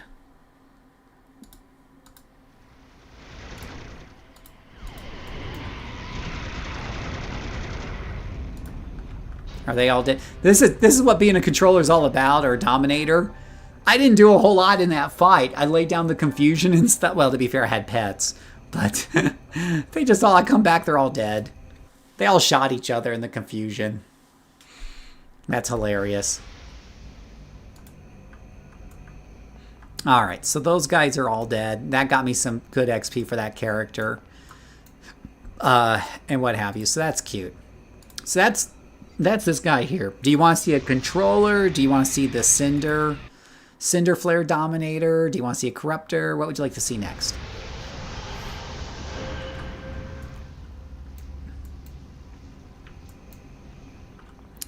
Let me use this and this and this. There we go. Some nice big accuracies there. Another thing while we're talking about this, one little fun fact that you can do is you can always buy inspirations off the auction house when you're not in a dungeon, and the medium ones are pretty cheap, and they're better than the small ones. So you can always buy off the auction house and refill up anywhere where you're at. The large ones, the medium duels are actually really good, because your medium one will give you 25% to, like, you know, something, or 25%, 18% on accuracy, 33% on damage. But you can also do like the medium duels, and you'll get like 25% on damage and 14% on accuracy, and increase to perception for 1 minute. And those things are very cheap. Except there's none for sale now; they're sold out. So go figure. The life and energy they give you, endurance and life at the same time. I love these. I love these a lot. So that's a fun little tip. Yeah. Do you want to see another? Do you want to see a controller? Do you want to see? Do you want to see the Cinder Dominator set? The what's it called? Pyrokinetic. You want to see a Sentinel? Is there something you have a preference to seeing there?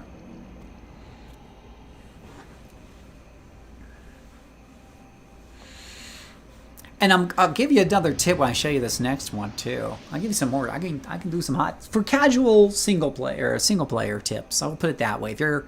If you're into the higher end of play and you're doing, 8x4 with your posse doing the high end task force at night, that's above my pay grade. That's above my pay grade. I will show you the one that's trying to convert me. Well, I mean, you've already seen Blaster. I think you said you solo Blaster, so you already know how good those can be. I can show you as well a Sentinel, because I want to show that Sentinels are really, really good. People think, oh, they don't do as much damage, whatever have you. Let me tell you how much damage a good Sentinel does. I feel like I'll pull up on a... Oh, hey, TV, welcome to the channel. I don't know, I like my pyro, but I feel like I pull up on a gunfight with a firecracker. It is beautiful. It's pretty good. I think so far my opinion is that my other controllers just do better overall control. But it is kind of an interesting power set. I need to play more with it to have a more firm opinion on it. So I'll show you guys. One thing I've always said is that I will never play a controller solo because they just suck and they kill so slowly. Somebody told me about this plant build. I don't know if I'm sticking with this outfit or not. But someone told me about this plant build. And I built it in the system. And the caveat with this is it really does still suck until you get your tier 9 power, because your tier 9 power is your pet. And I'll tell you why. First, let me go and get a mission here. Let me check my tips.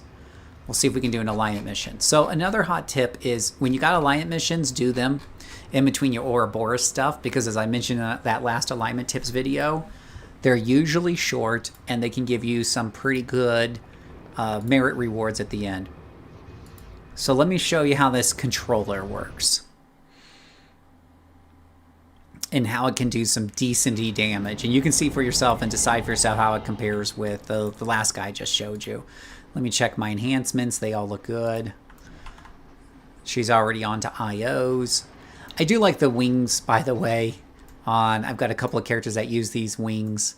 I always like that they're flapping when you're flying around. Of course, they have to have the flying power.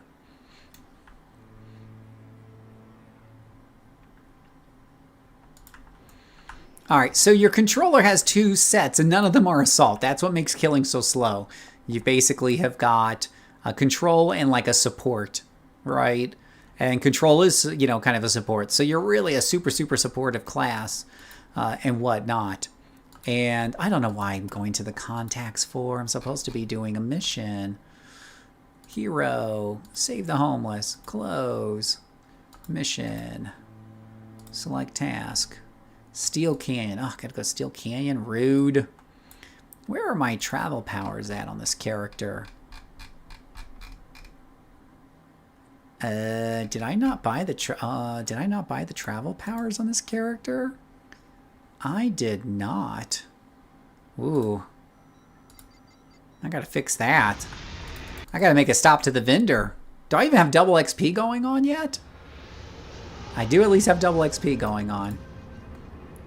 I had to double check that.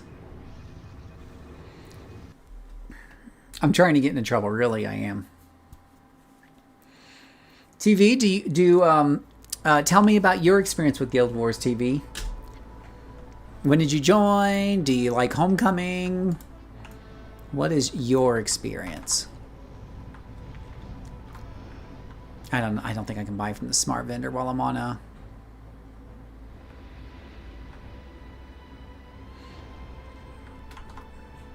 Oh wait, I'm not on a task force.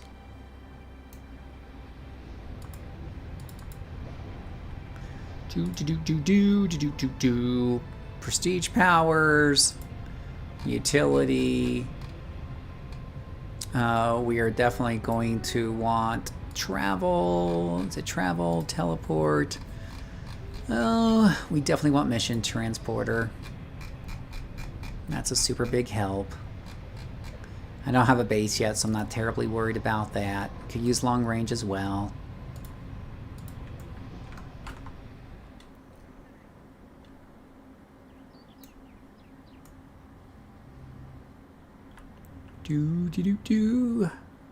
Flying to Steel Canyon.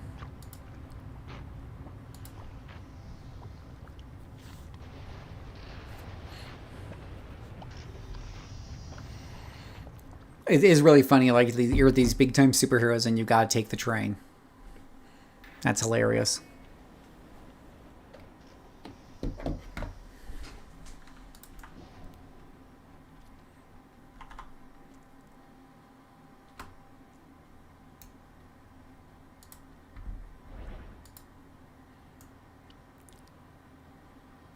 Up and away!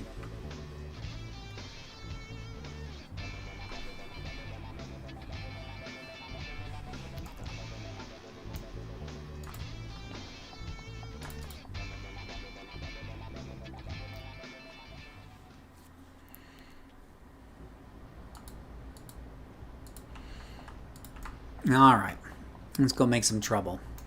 So we got a couple of guys here. Now these guys would give my Psychic. I think one of these is pretty hard against Psychic, so they would give my Psychic a problem here. I like to have Steamy Mist up. I have this on my Corruptor as well. This ice set, very good.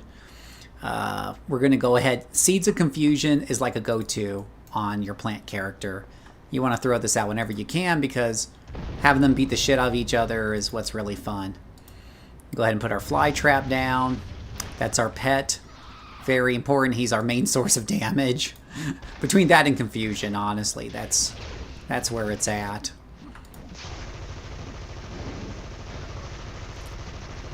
Because I don't think really this character has a lot of damaging powers at all. It's really the plant going at it. Go get him, plant. See, the plant just gave him a good old whack there. You hold him down, the plant goes to work. That's how it pretty much works out. As long as you can keep him held, and you should be able to, your controller,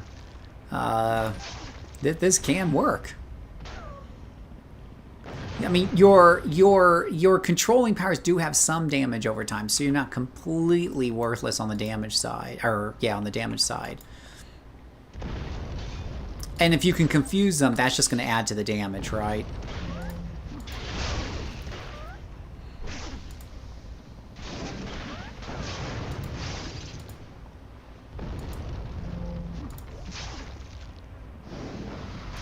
So this is not exactly fast killing. I can live with it, but it's not exactly fast, right?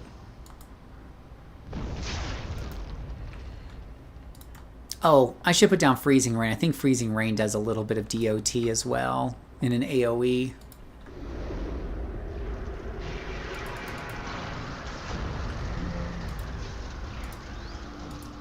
So, you know, you just basically want to add up the DOTs.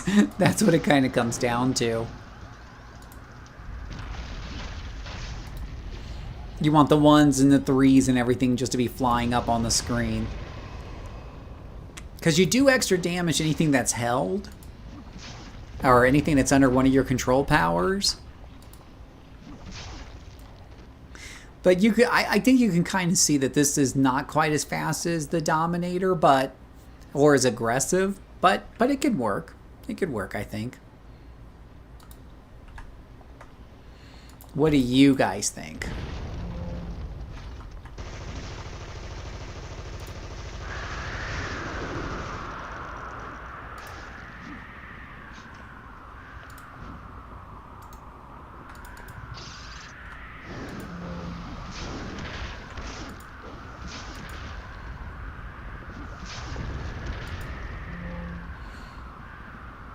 Eventually this widow will die. Eventually my plant will get around to her.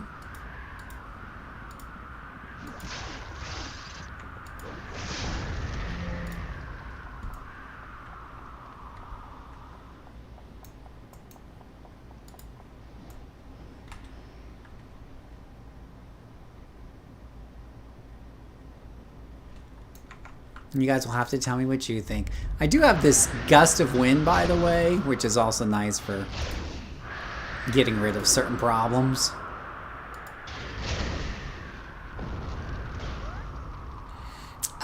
Hey Ryan, it is on its own website. Let me go grab that. I can tell you exactly where it's at, because it's not exactly the easiest website in the world to find. It does feel like a new game. I think this is a little on the slow side. I'll be honest, like, I think Corruptors, or Dominators, are as slow as I like to go. And even with this plant helping, I still feel like it's a little slow. This is not something I do very often. The Dominators are, I think, is usually, is more of a comfort zone for me. But this is a controller, a good solo controller. Illusion also has some pretty good stuff, but it's kind of also kind of hit or miss. Let me pull up the link for Homecoming. Pretty easy for me to find. I know where to look. And we'll pop you guys the link right there in the chat. Boom.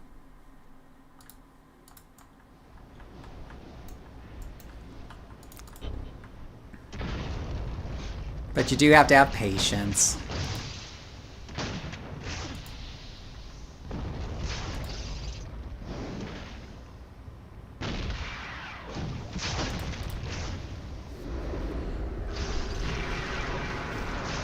Just watch them suffer. So if we take a look at like the damage here, we're talking 27 damage. So yeah, not a metric ton at all for these powers. They each do a little bit of damage, but not a whole lot. Spore Burst puts him really to sleep, huh?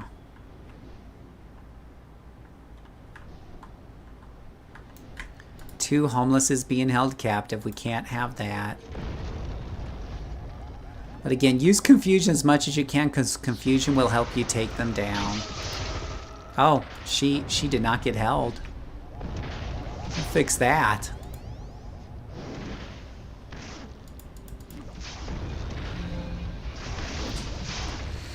Oh, well, thank you for that, Mr. Ryan. Yeah. No, there's no use in hiding your faith. I mean, here's something you understand as you get older and wiser, right? None of us live very long at all. It's the reality of life. So you can't live your life in fear. It doesn't make sense anyways. You're not going to be around all that long. And if people are gonna hate on me because of my faith, well, then c'est la vie. I mean, I grew up in school where I was hated for being a nerd all the time, so I'm kind of used to the hate.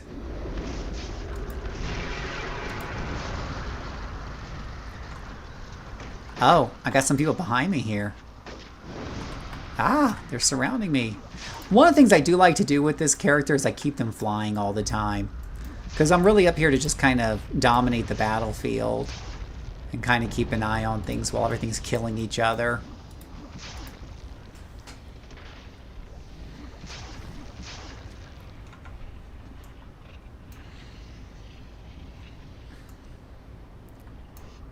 Now there's an orange guy right there.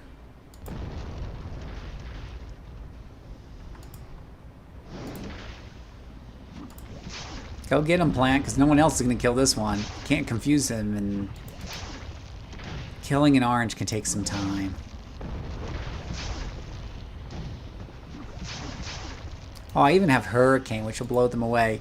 Yeah, so, no, faith is really, really important. I mean, at the end of the day, you're going to be facing God for judgment.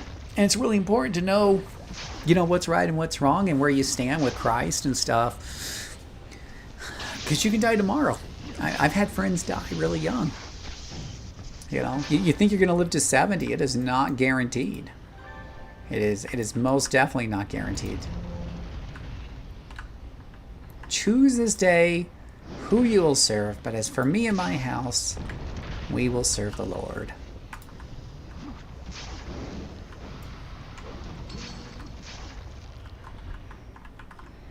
Alright, so we got some guys there. So we're making our way through this dungeon, right? Like, it's getting there. It's a thing.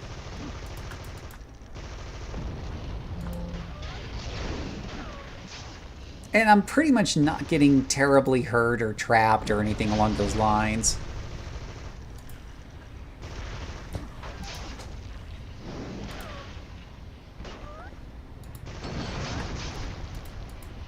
It's like, eventually they'll die. Eventually.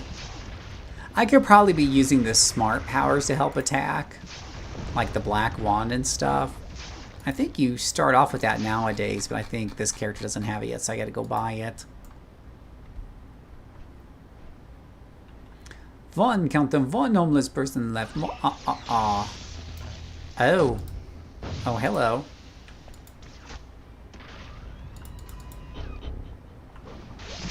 Ouch. I am stuck. Where's my inspirations? I didn't even turn those on.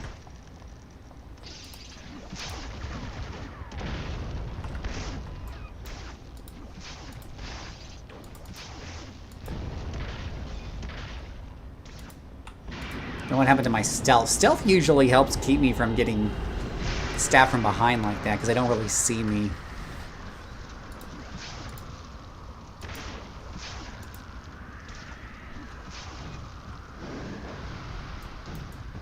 There we go. Now who's in control of the situation? Yeah. That's right. And eventually these vines will strangle the life out of you. Eventually.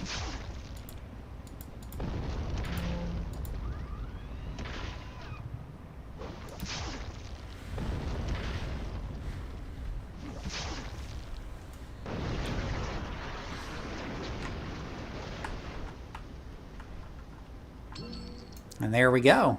There's a mission brought to you by the controller. A little slow, a little boring. Does work though. I think this is at least doable. The controllers I played in the past kill slower than this, if you can believe such a thing.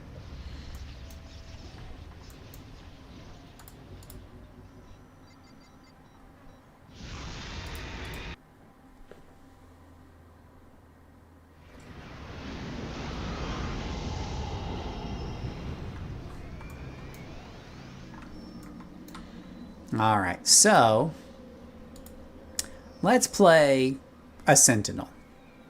Because one thing I hear all the time is, oh, Sentinels can't kill as fast as blasters. While that may be objectively true,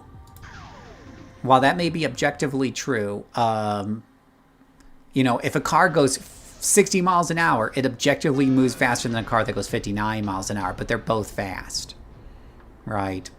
And there's not that much difference between them as you might think.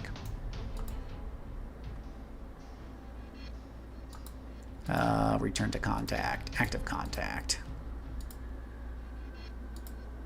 I'm actually in the middle of the Dark Astoria mission here to get Shiz. To get Incarnate Shiz. So I'll finish this up. Now you can see here I have it set for level +2 and ×3 players. This character does have like 1 Incarnate level, I believe. So that should make it to where it feels more like a... And plus she's got some set bonuses. So that shift should help it feel Similar to, let's say, a level 40 doing a regular mission with no special sets, right? You guys still with me? Let's see if we can show up the field here of battle. I love bio as a secondary, by the way. So many fun little defensive toggles to play. So we have lots of oranges, lots of reds, and whatever have you. And we're just going to rush in here and get the party going with that tier 9 big boom right there. Now blaster, that's going to do more damage by about 20, 25. Well, no, it's a tier 9, so it's really going to do more than double. But it's going to be at a much longer cooldown. If you look at the cooldown on my tier 9, it's only 15 seconds remaining.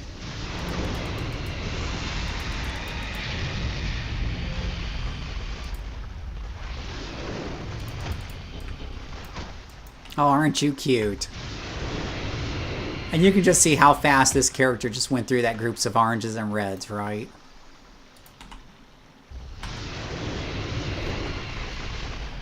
And we didn't even burn up any inspirations. Hello, boys. And that tier 9 basically is free every single fight. Now follow that up with a fireball and a rain of fire for maximum opportunity.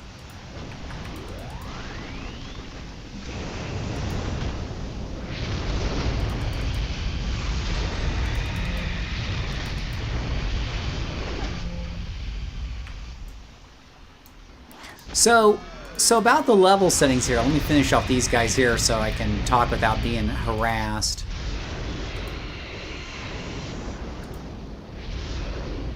Alright, so those used to be hidden down in the chat. They have since moved them up here to where it says mission and set difficulty. And you can adjust. So my understanding is normally you're playing at a +0. You can go up to +5. You can even go up to +6 or 7 by getting your incarnate levels up there. But 4 and 5 is brand new anyways, and it's plenty tough for just about any solo player. The team size forces so normally this forces the game to give you opponents of a particular size, but you can't go lower on this. So if you're running a group of 4 and you pick 1, you'll still have as if it was set for 4 players, but you can't go up. So in this case, I've set it for 3 players, so I'm getting through, doesn't necessarily mean I'm getting 3 times as many enemies. It just means I'm getting the same number of enemies it would throw at 3 people. Now, with solo AVs, you choose elite bosses, archvillains. By default, it's elite bosses. What that means is at the end of a lot of these story arcs, you will sometimes fight named superheroes and villains. Elite bosses are downgrades to that single player can handle. If you go and you change this to archvillains, you're going to be facing the same things they face in the task force. And that can be really difficult unless your character is like incarnate and optimized. So you don't usually want to pick that. The solo boss setting, let me look that one up because I get a little confused on that.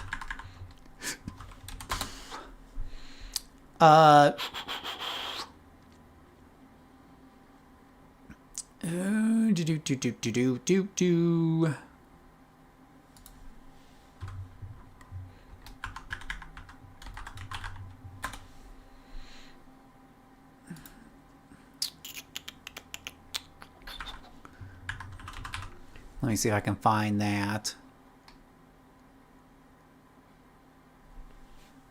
If you want more XP, it's usually better to increase the team size and turn on solo bosses before you start increasing level. Oh, I think when you're playing solo, the game automatically, or you're running too few people, the game automatically downgrades a lot of bosses to lieutenants.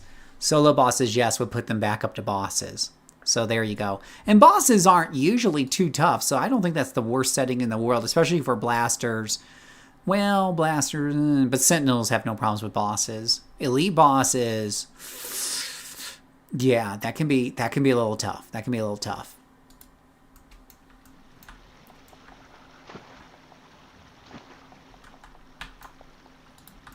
But you can see how well this sentinel here, just absolutely lighting them up. No problemo.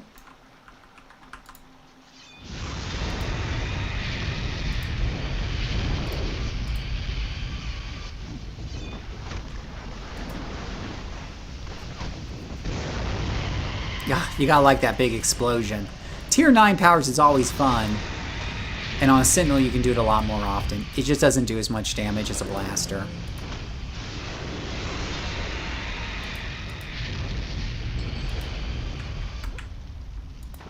But look, it's already down to 10 seconds left. Now that is with some cooldown reductions and stuff in there, but it's always going to be 60% or so faster than a blaster's. They're really trying hard to hurt me there. But you can see I have some pretty good defenses going on. Now that is with me being in offensive mode, so my defenses are a bit lowered.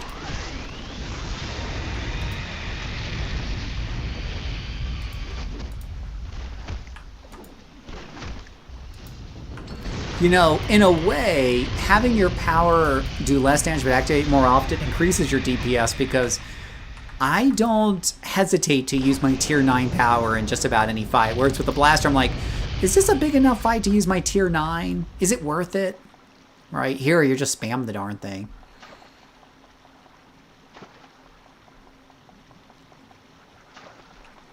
Now I'll go over these bio powers here on bio real quick as your defensive power set. It's a lot more interactive than, let's say, invulnerability. So you can choose offensive, efficient, or defensive adaptation. And you'll see, like, if I choose efficient adaptation, or I'm sorry, defensive, you'll see my smashing and lethal and stuff go up to the cap of 75%. But my damage will go down. Do I have a damage debuff from something? I feel like I have a damage debuff from something. It's now showing negative 15%, 13%, something like that. Must have some sort of debuff going on, and I don't know what it is. Interesting. Oh, because defense lowers your damage output. Efficient is kind of like the in-between. And then offensive increases your offensive capability, which is usually what I hang with. And then you've got a Blade of Carapace, which gives you a pretty good extra armor or extra hit points, and increases your regeneration. You've got Rebuild DNA, which also basically heals you up, gives you back your endurance. It's on a bit of a long cooldown. And then you have Parasitic Leech, which is really good for bosses, but you gain some damage absorption while boosting your regeneration recovery for a short time. And then effective foes will have reduced regeneration. So, and usually there's also environmental adaptation, which gives you resistance to hold, basically, hold, knockdown, and mobilize, and extra energy, negative, fire, cold, and psionic defense, and whatnot. And it does different things based on whether you're in offense or defense mode or whatnot.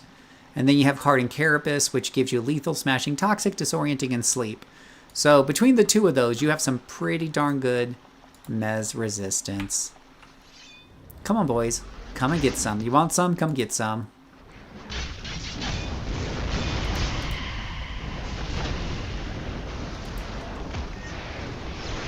Let me suck your recharge up.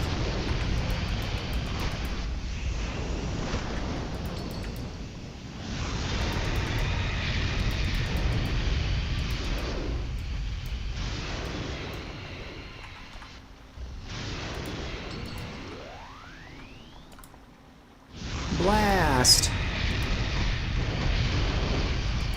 Everything's gotta die.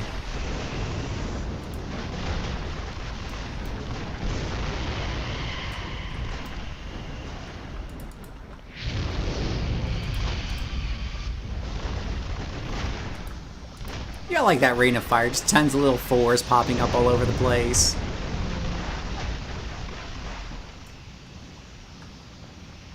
And it all melts.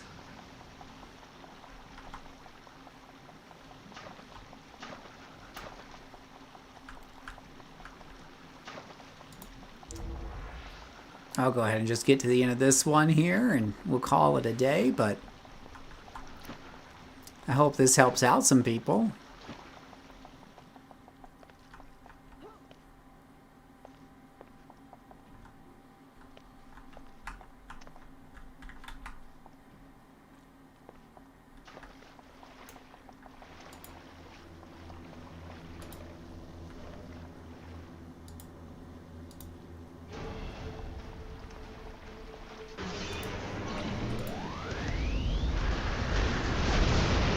Thank you guys for staying in a fireball formation there for me.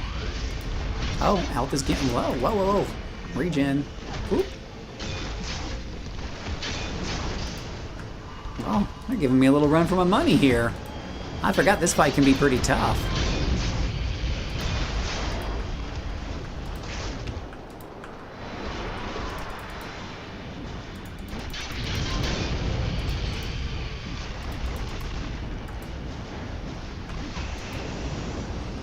Let me increase my my regen rate there. That'll help.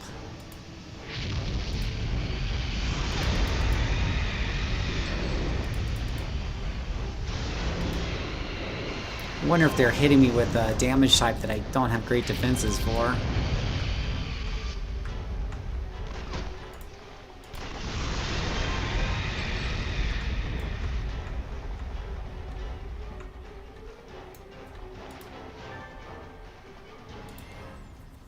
Okay. Always go for the incarnate components here, for the most part, unless you're really desperate for merits.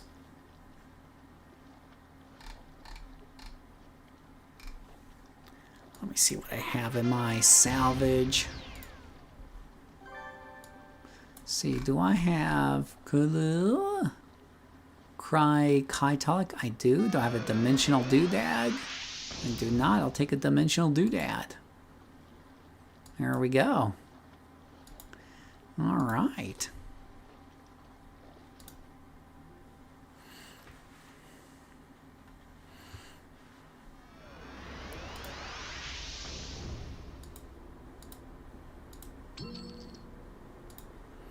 All right. Well, I hope you guys learned a little something from that. Hope you saw something you liked. I got to get running for now. Maybe I'll do a stream later tonight or tomorrow or whatever. It's definitely been fun. Thank you guys so much for showing up and hanging out tonight. Oh, there you go. Nice, pretty lady standing right in front of you when you fly in. That's always nice. Yeah, we'll turn off all these powers. Yeah, turn them all off. But I got to get ready to make our Thanksgiving dinner here because somebody's got to do it, right? Right? Yeah. But you guys have a good night, and I hope to catch you all next time on the next stream. Yeah, I will. This has been a, by the way, yeah, I'll just finish up with this. This has been a very positive experience, even though it's Thanksgiving and I'm sure people are kind of busy. We've had quite a few people pop in and say hi. Definitely more than I usually get on Twitch. And I really appreciate that. So I definitely will do these more often. And it seems like people are open to both Guild Wars 2 and City of Heroes, right? I didn't have someone go, oh, you're doing this game, and they leave or anything like that. So, and since I'm into both games right now, that's really good. Because sometimes I may want to stream one or the other. So, but on Guild Wars, of course, I'm very much a noob. At least I know a few things about this game since I've been playing it a while. But we'll do both. We'll do both.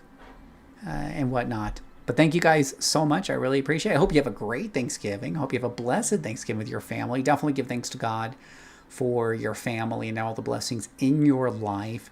And enjoy this time together because it is short indeed before we will be meeting judgment and meeting the Father. So thank you guys so much. I am very thankful for all of you being up here. And you guys have a great day.